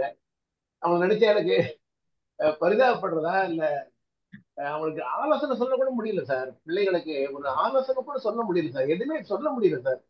பேரண்ட்ஸ் நம்மளை கண்ட்ரோல் பண்றாங்க. எதையா சொல்ல போனாக்கா ஒண்ணு மனசு மாத்திராதீங்க, குழந்தைங்க மனசு மாத்திராதீங்க, அவங்க அப்படியே இருக்குன்னு தவிர நம்ம நினைக்கிறத சொல்லவே விட மாட்டாங்க சார் குழந்தைங்க கிட்ட. இருக்கிற ஜனங்களும் அப்படித்தான் இருக்காங்க சார். ரொம்ப பிரமாதமா இருக்கு. எல்லாம் என்னுடைய லைஃப்ல நடக்கிற கதை எல்லா விஷயத்தையும் கலெக்ட் பண்ணி பார்த்தேன். அற்புதமான செஷன், அற்புதமான talk, flow, very excellent flow. Thank you sir, thank you, super. Thank you Sukumar. Thank you sir, thank you. நம்ம அதாவது நீங்க உங்க பசங்களுக்கு சொன்னீங்க, உங்க பிள்ளைங்க அவங்க பசங்களுக்கு சொல்லுவாங்க. நம்ம வேணும் ஜாலியா இருக்க வேண்டியதுதான், அவ்வளவுதான். அது வந்து நம்ம ஆங்கிள் வேற, அவங்களோட ஆங்கிள் வேற, அவங்க அது பார்க்கறது என்னவோ வேற. அவங்களுக்காக நமக்கு நாம நமக்கு இரேஷனலா தெரியுறதெல்லாம் அவங்களுக்கு ரேஷனலா தெரிய வாய்ப்பு இருக்கு. ஓகே அது நம்ம ஓகே அதுதான், வேற ஒன்றும் இல்லை. அதனால ரொம்ப ஃபீல் பண்ணவும் வேண்டாம், ஜாலியா இருங்க. அது என்னவோ அது ஆட்டோமேட்டிக்கா ஃபீலிங் வந்துருது சார். அது வந்துருது வந்துருது வர்றது வந்துருது. நேச்சுரல், அது இயல்பு. தேங்க்யூ. அது இயல்பு. பட் ஆனா வந்து நம்ம அதை கொஞ்சம் அப்படி மாத்திக்கிறது தான். நேசிக்கிறோம், நேசிக்கிறோம். Thank you, thank you, thank you sir. Sivakumar ஒரே ஒரு லைன் சொல்லிடுறேன். By the time you come to know that your father is intelligent, there is your son telling you, Daddy, you are an idiot. கொஞ்சம் டியூப்லைட் சார், எனக்கு ரொம்ப புரியாது. By the time நீங்க உங்க அப்பா இன்டெலிஜென்ட் நீங்க கண்டுபிடிக்கிற வயசு உங்களுக்கு வர்ற போது உங்க பொண்ணு உங்களை முட்டாளுன்னு சொல்லுது. ஓ, எங்க அப்பா எப்படியாப்பட்ட ஆள் தெரியுமா அப்படின்னு நீங்க சொல்லுங்க, நீங்க நீங்க எப்படி இருக்கிறீங்க அப்படின்னு பையன் சொல்றாங்க. அதுதான். Okay sir. வாங்க வசந்தி மேடம், பேசுங்க. வசந்தி மேடம் வாங்க. ராம் சார், ரொம்ப ரொம்ப நல்லா இருந்துச்சு. என்னோட வாய்ஸ் ரொம்ப மோசமாக இருக்குது. என்ன சிகாகோவில் போய் கொஞ்சம் கோல்டில் எக்ஸ்போஸ் ஆயிட்டேன். கொஞ்சம் லேட்டாகவும் ஜாயின் பண்ணேன். ரொம்ப ரொம்ப நல்லா இருந்துச்சு. இன்னைக்கு பேச வேண்டிய டாபிக் இது. நிறைய பேசியிருந்தா கூட இந்த இர்ரேஷனல் திங்கிங் இருக்கு பாருங்க, அது வந்து நம்மளை கொன்னுட்டு இருக்கு. நிறைய, அதாவது இந்தியன் கான்டெக்ட்ல இங்கேயும் இருக்கு, ஆனால் இந்தியன் கான்டெக்ட்ல நீங்கள் சர்வை பண்ண முடியாத மாதிரி போயிட்டு இருக்கு. ஏன்னா இப்போ வந்து நான் முந்தைய விட இப்போ ரொம்ப ஜாஸ்தி இருக்காப்புல பார்க்குறேன். ஆமா ஆமா, இப்ப வந்து ரொம்ப ஜாஸ்தியா இருக்கு. ஏன் அப்படின்னா, முந்திலாம் எங்க வீட்டுல ஒரு ஒரு விளக்குல ஒரே ஒரு ஒரு திரியை போட்டு பண்ணுவாங்க. இப்ப நான் போன தடவை போனப்போ இது 2 திரி போடணும் அப்படின்னாங்க ஒருத்தங்க. இது எனக்கெல்லாம் வேண்டாம், எனக்கு ஒரு திரி போறோம். அந்த ஒரு திரியில என்ன விளக்கு வருதோ அவ்வளவுதான். எதுக்காக நம்ம அந்த தீபத்தை ஏத்துறோம்? அதாவது உங்களுக்கு வந்து ஒரு மனசுக்குள்ள ஒரு வெளிச்சம் வரணும் அப்படிங்கிறதுக்காக. அதாவது இருட்ட போயிட்டு all your negative thoughts go away and positive things come in. அதை வந்து புரியாம இதுல 2 ஏத்தணும், 3 ஏத்தணும், அப்புறம் தேங்காயை உடைச்சா அதுல பூ இல்லாட்டி அவ்வளவுதான் முடிஞ்சது, அன்னைக்கு என்னவோ நடக்க போகுது. அப்பா அதனால தேங்காய் உடைக்கிறதே நிப்பாட்டியாச்சு. இப்ப வேண்டாம் அப்படின்ட்டு, ஏன்னா பயமா இருக்கு. அதுல ஏதாவது பண்ணிட்டு நம்ம அதுல வந்து மாட்டிக்கிட்டு அப்புறம் இதனால தான் நடந்தது அப்படிம்பாங்க. அப்புறம் இன்னொன்னு என்ன அப்படின்னா, பிளேமிங், அந்த கேட்டஸ்ட்ரஃபைசிங் சொல்றீங்க பாத்தீங்களா, அது எல்லாத்தையும் கல்மினேஷன் ஆஃப் எவ்ரிதிங். அதுல தான் கல்மினேஷனே இருக்கு. நீங்க எவ்வளவு சொன்னதுலயும் அதை ஒண்ணு மட்டும் கேட்டா கூட போறோம், நம்ம எல்லாத்தையுமே ரிலேட் பண்ணிடலாம். அதுல பிளேமிங் அதர்ஸ் வந்து ரொம்ப இம்பார்ட்டன்ட். நம்ம என்ன பண்றோம், ராகாலத்தை, மரண யோகத்தை, இதை பிளேம் பண்றோம். அதுல நீ ஆரம்பிச்ச அதனால தான் இப்படி முடிஞ்சது, அன்னைக்கு நீ செவ்வாய்க்கிழமை ஆரம்பிச்ச அதனால தான் முடிஞ்சது, இல்லாட்டி நீ சனிக்கிழமை பண்ணதுனால இந்த பிளேமிங் அதர்ஸ் வந்து பிளேமிங் அதர் சென்டிமெண்ட்ஸ் ஆல்சோ. இதனால தான் நிறைய ப்ராப்ளம் நமக்கு வருது. இந்த இர்ரேஷனல் திங்கிங் என் பையனே அடிக்கடி சொல்லுவான், ஏன் why are you thinking like this அப்படின்பா. ஆனால் ஏதாவது நமக்கு வந்து எவ்வளவுதான் ரேஷனலாக திங்க் பண்ணாலும் இந்த இந்தியன் சென்டிமெண்ட் உள்ள வந்துடுது பாருங்க. அப்போ உள்ள வரும்போது நம்ம ஒரு தடவை ஆக்ட் பண்ணிட்டோம்னா, mom can you please open this out and don't talk like this அப்படின்னு ஆரம்பிப்பான். ஏன்னா அந்த இர்ரேஷனல் திங்கிங் வந்து நமக்கு உள்ளுக்குள்ள விதைச்சு விதைச்சு விதைச்சு விதைச்சு அப்படியே இது பண்ணிட்டாங்க. நம்ம வந்து மெஸ்மரைஸ் பண்ணி ஹிப்னடைஸ் பண்ணி எல்லாம் பண்ணி வச்சிருக்காங்க. அதுக்கப்புறம் வந்து இந்த பிலீஃப் சிஸ்டத்துல வந்து என்ன, இந்த பிலீஃப் சிஸ்டத்தை பத்தி நீங்க சொன்னீங்க, பி யோர் செல்ஃப் அப்படின்னா, நான் இது நிறைய பார்க்குறேன். நான் இப்போ அந்த ஒரு ரிலேஷன்ஷிப்ல நீங்க உங்க ஹஸ்பண்ட் சொன்னா கொஞ்ச நாள்ல உங்களுக்கு அக்செப்ட் பண்ணுங்க ஆரம்பிச்சிருவீங்க. சரி இவர் இப்படிதான் இது ஏதோ சொல்லிட்டு இருப்பாரு, சரி இன்னைக்கு இந்த அப்படி அக்செப்ட் பண்ண ஆரம்பிச்சிருவீங்க. உங்க பிள்ளைங்க சொன்னாலும் அக்செப்ட் பண்ண ஆரம்பிச்சிருவீங்க. ஆனா பிள்ளைங்களோட ஸ்பௌஸ் ஏதாவது சொன்னாங்கன்னா அது ஏத்துக்க முடியாது. ஏன்னா அது வந்து அந்த பிலீஃப் சிஸ்டத்துல வந்து டிஃப்ரெண்டா இருக்கு. நான் பிலீவ் பண்றேன், நீ எப்படி பேசக்கூடாது, என் பையன் பேசலாம் ஆனா நீ எப்படி பேசக்கூடாது, இல்லாட்டி என் பொண்ணு பேசலாம், நீங்க அப்படி பேசக்கூடாது. அப்படி அந்த பிலீஃப் சிஸ்டம் வந்ததுனால நம்ம வந்து நீங்க சொன்னாப்புல டிஸ்டன்ஸ் பண்ணிக்கிட்டு, இப்ப என்ன, ஓகே என் பையன் இப்படி தானே சொல்லியிருப்பான், என் பையன் இருந்தாலும் இப்படி தானே சொல்லியிருப்பான், எதுக்காக இதை நான் ரொம்ப சீரியஸா எடுத்துக்கணும் அப்படிங்கிற ஒரு மெச்சூரிட்டி வந்து கொஞ்சம் கொஞ்சமா தான் வரும். அது ரொம்ப ஈஸியா வர்றது இல்லை, கொஞ்சம் கொஞ்சம் லேட்டாக தான் வருது. அதுக்குள்ளே நமக்கு வயசாயிருது வச்சுங்களேன். அதுக்குள்ளே சரி நமக்கு போகிற வழி வந்துடுது. இந்த ஏபிசிடி ரொம்ப நல்லா இருந்துச்சுங்க. எல்லாமே ரொம்ப நல்லா இருந்துச்சு. Belief system. ட்ரம்ப்பை பற்றி பேசுனீங்க. ட்ரம்ப்பை பற்றி பேசுனீங்க. ஆமாம், எனக்கெல்லாம் டிசப்பாயின்மெண்ட் தான் இருக்குது. டெய்லி ஒரு நாள் சொல்லிட்டு இருக்காரு அப்படின்னு தான் இருக்குது. இன்னும் 4 வருஷத்துக்கு ஒரு முகத்தை பார்க்கணுமேன்னு இருக்குது. ஆனால் வேறு வழி இல்லை. அதான் நல்லா தான் பண்ணுவார் அப்படின்னு ஒரு பிலீஃப் சிஸ்டத்தை வச்சுக்கிட்டு நம்ம வந்து அவர் okay is the chosen leader now we have to go by that அப்படி அவர் என்ன சொன்னாலும் அது நம்ம எதாவது சொல்ல முடியுமா? செய்ய முடியாது. நீங்கள் வந்து பியாண்ட் ஒரு லெவலுக்கு போயாச்சு. இனிமேல் நம்ம கண்ட்ரோலில் கிடையாது. என்ன நடந்தாலும் நம்ம அக்செப்ட் பண்ணிக்கணுங்கிற ஒரு சிஸ்டம். அந்த இது வந்து நம்ம எல்லா லெவல்லையும் வந்துருச்சு வச்சுங்களேன். இது பியாண்ட் நம்மளோட இதுக்கு மேலே போயிடுச்சு. இது நடந்தா ஓகே, நடக்கலான்னாலும் ஓகே அப்படிங்கிற ஒரு அந்த நடுநிலைமை, அந்த அந்த நிலைமைக்கு வந்துட்டோம் அப்படின்னா அது நமக்கு வந்து எல்லாம் ஈஸியா இருக்கும்னு நினைக்கிறேன். ரொம்ப நல்லா இருந்துச்சு சார், பாராட்டுக்கள். நன்றி நன்றி நன்றி. Thank you madam. நீங்க இந்தியன் இரேஷனல் திங்கிங் பத்தி சொன்னீங்க இல்லையா? இப்ப ஜீன்ல நமக்கு எப்படி மெசேஜ் கன்வே ஆகி வருதோ ஜெனட்டிக்கா பரம்பரையா, அதே மாதிரிதான் இந்த மெசேஜ் இரேஷனல் மெசேஜஸ் கன்வே ஆகி வந்துடுச்சு. திஸ் இஸ் கால்டு, இதுதான் ரிச்சர்ட் ஹாக்கின்ஸ் சொன்னது மீம் அப்படின்ட்டு.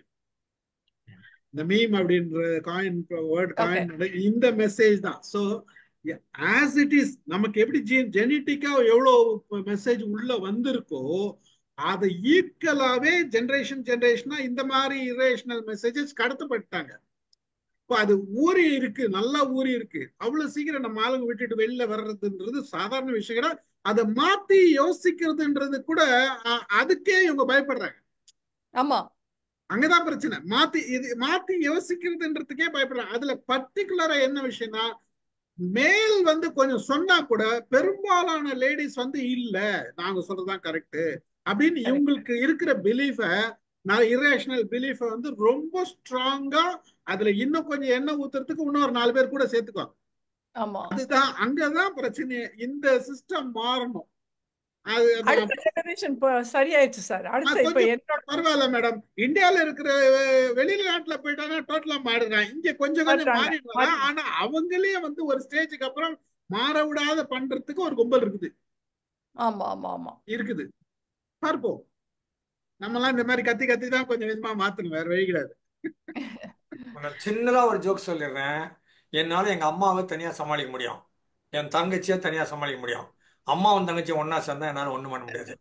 என் மனைவியை சமாளிக்க முடியும் தனியா, என் பொண்ணை தனியா சமாளிக்க முடியும். பொண்ணும் என் ஒய்ஃபும் ஒன்னா சேர்ந்தா என்னால ஒண்ணு செய்ய முடியும். என்ன பண்றது, டீம் ஒர்க். வாங்க சார், மேலும் சார். Good evening sir. ரொம்ப நல்லா இருந்தது சார். ஒன்றையும் எல்லாம் ஸ்ட்ரக்சர்டாக இருந்தது. எப்பவுமே உங்கள் ஸ்பீச் எனக்கு ரொம்ப பிடிக்கும் சார். ஒரே ஒரு கொஸ்டின். இந்த ரேஷனல் திங்கிங் இரேஷனல் திங்கிங்லாம் பற்றி பேசணும். அதை ஈகோ கூட எப்படி சார் கனெக்ட் பண்ணுறது? ஈகோ தான் நான் ரைட்டுன்னு சொல்லுது. ஈகோ கொஞ்சம் தள்ளி விட்டுட்டா அவங்க சொல்றது ரைட்டா இருக்கக்கூடிய வாய்ப்பு இருக்குது. நானும் ரைட்டு அவங்களும் ரைட்டு இல்லைன்னா நான் தப்பா இருக்கக்கூடிய வாய்ப்பு இருக்குது, அவங்க ரைட்டு, அதை பார்ப்போமே அப்படிங்கிறதுனா ஈகோவை கட்டி வைக்கணும். ஈகோ இருக்கிற வரைக்கும் ஐய காப்பாத்தியே ஆகணும். அது தற்கொலையே பண்ணிக்காது. அதனால மற்றவனை போட்டு தள்ளிடு, நான் சாக மாட்டேமா அப்படின்னு சொல்லிடும். சம்டைம்ஸ் சொல்லுவோம் நாங்க, ego will ask you to commit suicide to prove it செல்ஃப்ம்பாங்க. நான் தற்கொலை பண்ணிக்கின்னு அவங்ககிட்ட நீ பண்ண தப்புன்னு அவன் நினைச்சு அழணும், வருஷ கணக்கில் அழணும், நான் தற்கொலை பண்ணிக்கிறேன். Your ego will ask you to commit suicide to prove the other person wrong. So proving other person wrongங்கிற இடத்துல தான் ஈகோ வருது. அதை தூக்கி போட்டுட்டு it's okay, I am wrong, I am sorry அப்படின்னு சொல்ல தெரியணும். அதுக்கு கொஞ்சம் மெச்சூரிட்டியும் பணிவும் வேணும். அப்புறம் சொன்னீங்களே சார், அந்த அடி வாங்கினா சரியா போயிடுன்னு எல்லாம் சக்சஸே பார்த்துருந்தேன். ஆமா, அது ப்ராக்டிக்கலா 53வது வயசுல தான் எனக்கு அந்த அடி வாங்க 53 வயசு வரைக்கும் சக்சஸே பார்த்துட்டு 53வது வயசுல அப்கோர்ஸ் இட்ஸ் குட். அதனால என்னுடைய மென்டாலிட்டியே மாறி போச்சு. அந்த ஒரு அடி வாங்கினதுனால ஐ சேஞ்ச். ரொம்ப இன்ட்ரெஸ்டிங்காக இருந்தது. Thank you sir. Thank you sir. வாங்க நடராஜ் சார் பேசுங்க. வணக்கம். வணக்கம். ராமு சாருக்கு நன்றி. என்ன கொஞ்ச நாளா எனக்கு ஒரு டவுட் இருந்ததை இன்னைக்கு கிளாரிஃபை பண்ணியாச்சு. நான் யோசிச்சேன், இந்த ரஷனாலே என்ற ஒரு சொல்லு இருக்கு இல்லையா? ம் அப்ப இன்னைக்கு அதை பார்த்தேக்கல யோசிச்சேன். ம் இப்ப என்ன மாதிரின்னு சொன்னா, இப்ப ஒரு விஷயம் நமக்கு இரஷனலா பட்டுதுன்னா, ம் the possibility is that we are ignorant. ஒரு ஆள் சொல்லுறாரு, அப்ப எனக்கு அது இரஷனலா பட்டுதுன்னா ஐ மஸ்ட் பி ignorant. ம் அப்ப இஸ் he right என்றா தவறு. அவர் ரைட்டா இருக்க வேண்டிய அவசியம் இல்லை. we ம் must seek clarity. அப்ப அப்படி கிளாரிட்டி செய்யாதவங்க தான் அவர் சொன்னதை எடுத்துட்டு இருக்காங்க. If you see clarity, you become a wise person. ம் பேரை சொல்ல விருப்பம் இல்லை. இன்னொரு மற்ற தடம் ஒன்று இருக்கு இல்லையா? ம் அதுல நான் என்ன சொன்னாலும் they don't accept it. இவர் என்ன குறுக்கு மாறி சொல்றாரு. அப்ப நான் சொல்றது இல்லையே, இது you have to find the தெளிவு காணணும் இல்லையா? But they don't. அப்பதான் நான் நினைச்சேன், நாம இப்ப இன்னொரு ஆள் சொல்றது நமக்கு ரிஷனலா பட்டா அதை நாங்க தவிர்க்க கூடாது. we must seek clarity. அப்படியே எடுத்துட்டா we are fooling ourselves ஆமா இல்லையா? அதான் நடந்துட்டு இருக்குது. மற்றது வெளிநாட்டுல இருக்கிறவங்க வித்தியாசம் இல்லை, அவங்க அப்படிதான் இருக்கிறாங்க. நான் சொல்றது that is in our genes. அவன் இங்க இருந்தாலும் they are not willing to change இல்லையா? ம் அது கண்டிஷன் பண்றேன்னு சொல்லலாம், அல்ல அவனோட ஜீன்ஸ்ல ஊறிட்டு தெரியல. they are the same இல்லையா? ஆமா அப்ப I feel very sad about it. இப்ப இங்க நமக்கு எத்தனையோ ஃபெசிலிட்டிஸ் இருக்குது அறிஞ்சு கொள்றதுக்கு. ஆனா they don't want to know it. they are all happy with ஏதோ கோவிலுக்கு போறோம், சாமி கும்பிடுறோம், எல்லாம் நல்லா நடக்கும்னு நம்பிட்டு இருக்கிறாங்க. குட் லக் ஃபார் தேம் நான் சொல்லிட்டு I don't argue with them. But it's a very nice topic. உங்களோட ஒரு முறையும் வெரி யூஸ்ஃபுல் இன்ஃபர்மேஷன் நமக்கு கிடைச்சிட்டு இருக்குது. நன்றி. Thank you very much. நம்ம நன்றி ஊர் சார். விட்டு ஊர் போனாலும் நம்ம பிலீஃப் சிஸ்டத்தையும் தூக்கினே தான் போறோம். அங்க நிச்சயமா. சாமான் எல்லாம் விட்டுட்டு வேற சாமான் நாங்க புது சாமானா வாங்கிக்கிறோம். போற இடத்துல பிலீஃப் சிஸ்டத்தை அப்படியே தான் வச்சிருக்கிறோம். எனக்கு ரொம்ப கோபம் வர்றது இந்த இந்த இந்த ஜூம் மீட்டிங்ல இன்டர்நெட்டை பாவிச்சிட்டு சயின்ஸை பற்றி தாக்கி கட்டுறாங்க. இதெல்லாம் முன்னுக்கு கண்டுபிடிச்சாச்சா? சார், இதுதான் திருவள்ளுவர் சொல்லிட்டார் சார். ரொம்ப இர்ரேஷனல் கும்பல்ல போய் நீங்க போய் ரேஷனல் ப்ரூவ் பண்ண நினைச்சீங்கன்னா நீங்க தான் முட்டாள். You're right. இந்த பூனை சம்பவம் இருக்கு இல்லையா? நான் சொல்றது, நாம குறுக்க போனா பூனைக்கு எலி கிடைக்காது அன்னைக்கு இல்லையா? அப்ப அதுக்கு தான் கெட்ட ஆமா காலம். ஆமா நம்ம அதை இதுதான் கெடுத்துட்டோம். கரெக்ட்.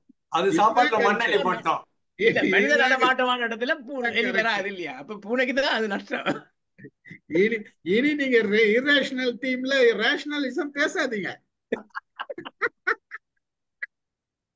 இல்ல, I சைலண்டா get வந்துருங்க. clarity. That is what I enjoy. Correct correct This correct. time happy. I get more clarity. And sometimes I thank because ஏதாவது ஒரு சொல்லு யாரோ சொல்லிக்கல I pick it up. So அப்படிதான் இருக்கணும். So nice so nice. Thank you sir. Thank you very much. நன்றி. வாங்க நன்றி. சீனிவாசன் பேசுங்க. வாங்க. Sir sir super excellent sir. அது ரொம்ப பிடிச்சது பார்த்தீங்கன்னா, எல்லாரும் சொல்லுவாங்க ஃபெயில் ஆகணும்னு சொல்லுவாங்க. சார் ஒன்று புது தத்துவம் சொல்லியிருக்காரு சார். அடிவாது துப்பு இல்லை, துப்பு கண்டிப்பாக வேணும். உண்மையிலே அது ரொம்ப கரெக்டானது சார். அப்புறம் பார்த்தீங்கன்னா, அதில் அந்த கரடி கதை உண்மையிலேயே ரொம்ப excellent sir. No perfect solution, there be only an alternate solution. That is hmm an excellent point sir. அப்புறம் அந்த ஏபிசிடி சொன்னார் சார். உண்மையிலேயே நல்லா பிடிச்சிருந்த activity event, consequence, belief system. உண்மையிலேயே அதாவது நிறைய வயசை வேஸ்ட் பண்ண மாதிரி தெரியுது இப்போ எனக்கு. உண்மையிலேயே excellent, super sir. Thank you sir. Thank you Srinivasan. Thank you very much. வாங்க, வேற யார் பேசுறது? கன்யா சுகன்யா பேசுங்க. வாங்க சார் சுகன்யா. சுகன்யா. வாங்க. சார் நீங்க ஒரு டேர்ம் பேசுனீங்க, கேட்டஸ்ட்ரோஃபைசிங். ம் பெரிய ஒரு டிசாஸ்டர் இருக்கிறது நம்ம பூதாகரமா இவ்வளோ ஆயிடுச்சுன்னா என்ன பேசுறது. இப்ப ஆஃபுலைசிங் அப்படின்னு சொல்லுவோம். ஆஃபுலைசிங், கரெக்ட். இது ரெண்டுக்கும் என்ன வித்தியாசம்? ரெண்டு கருத்துல ஒண்ணுதான். Isn't it ஆஃபுல்மா?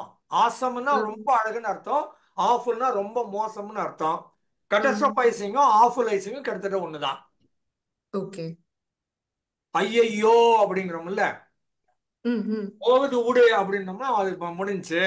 ஐயோயோன்னா நீங்க எப்படி பாக்குறீங்கிறது தான் பாயிண்ட். உடஞ்சி கொட்டி போச்சு, இடிச்சிடுச்சு, தப்பா சொல்லிட்டேன். அடுத்து என்ன பண்ணலாம், வாட் நெக்ஸ்ட்? சோ வாட்னு ஒரு கேள்வி இருக்குது, நவ் வாட்னு இன்னொரு கேள்வி இருக்குது. எது உங்க வாழ்க்கையில நடந்தாலும் முதல் கேள்வி சோ வாட்.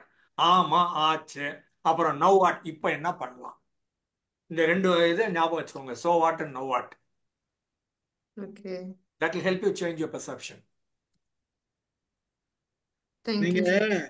ம் ஒரு பேரழிவு நடந்து முடிஞ்ச பிறகு அந்த இடம் எப்படி இருக்கும்? டிசாஸ்ட்ரஸ். மோசமா இருக்கும் இல்லையா? ம் தட் இஸ் ஆஃபுல். இதுல புரிஞ்சுதா? இன்னும் இது டிசாஸ்டர் நடந்துச்சுன்னா தட்ஸ் an awful situation. ஆமா. நடக்கலைன்னா தட்ஸ் an awesome situation. ஒரு இன்னொரு எக்ஸாம்பிள் சொல்றேன். எரிமலை வெடிக்குது, அந்த ம் எரிமலை குழம்பு அப்படி ஓடுது, ஆறுது, லாவான்னு சொல்லுவாங்க, ஆறு ம் ஓடுது, மக்கள் எல்லாம் காப்பாத்திடுறாங்க, ரைட்டு, ம் எல்லாம் பாதுகாப்பான இடத்துக்கு கொண்டு போயிட்டோம். ம் அதுக்கப்புறம் பாத்தீங்கன்னா அந்த இடம் ரொம்ப வளப்பமான இடமா இருக்கும். ஏன்னா ம் உள்ள இருக்கிற நெருப்பு பூரா வெளியில வந்து குளிர்ந்துருச்சு, ம் டெம்பரேச்சர் 10, 15, 20 டிகிரிக்கு செல்சியஸ் குறைஞ்சிரும். ஏன்னா உள்ள ம் இருக்கிற வெப்பம் இல்லை, பூமி ம் பூரா குளிர்ந்துரும்.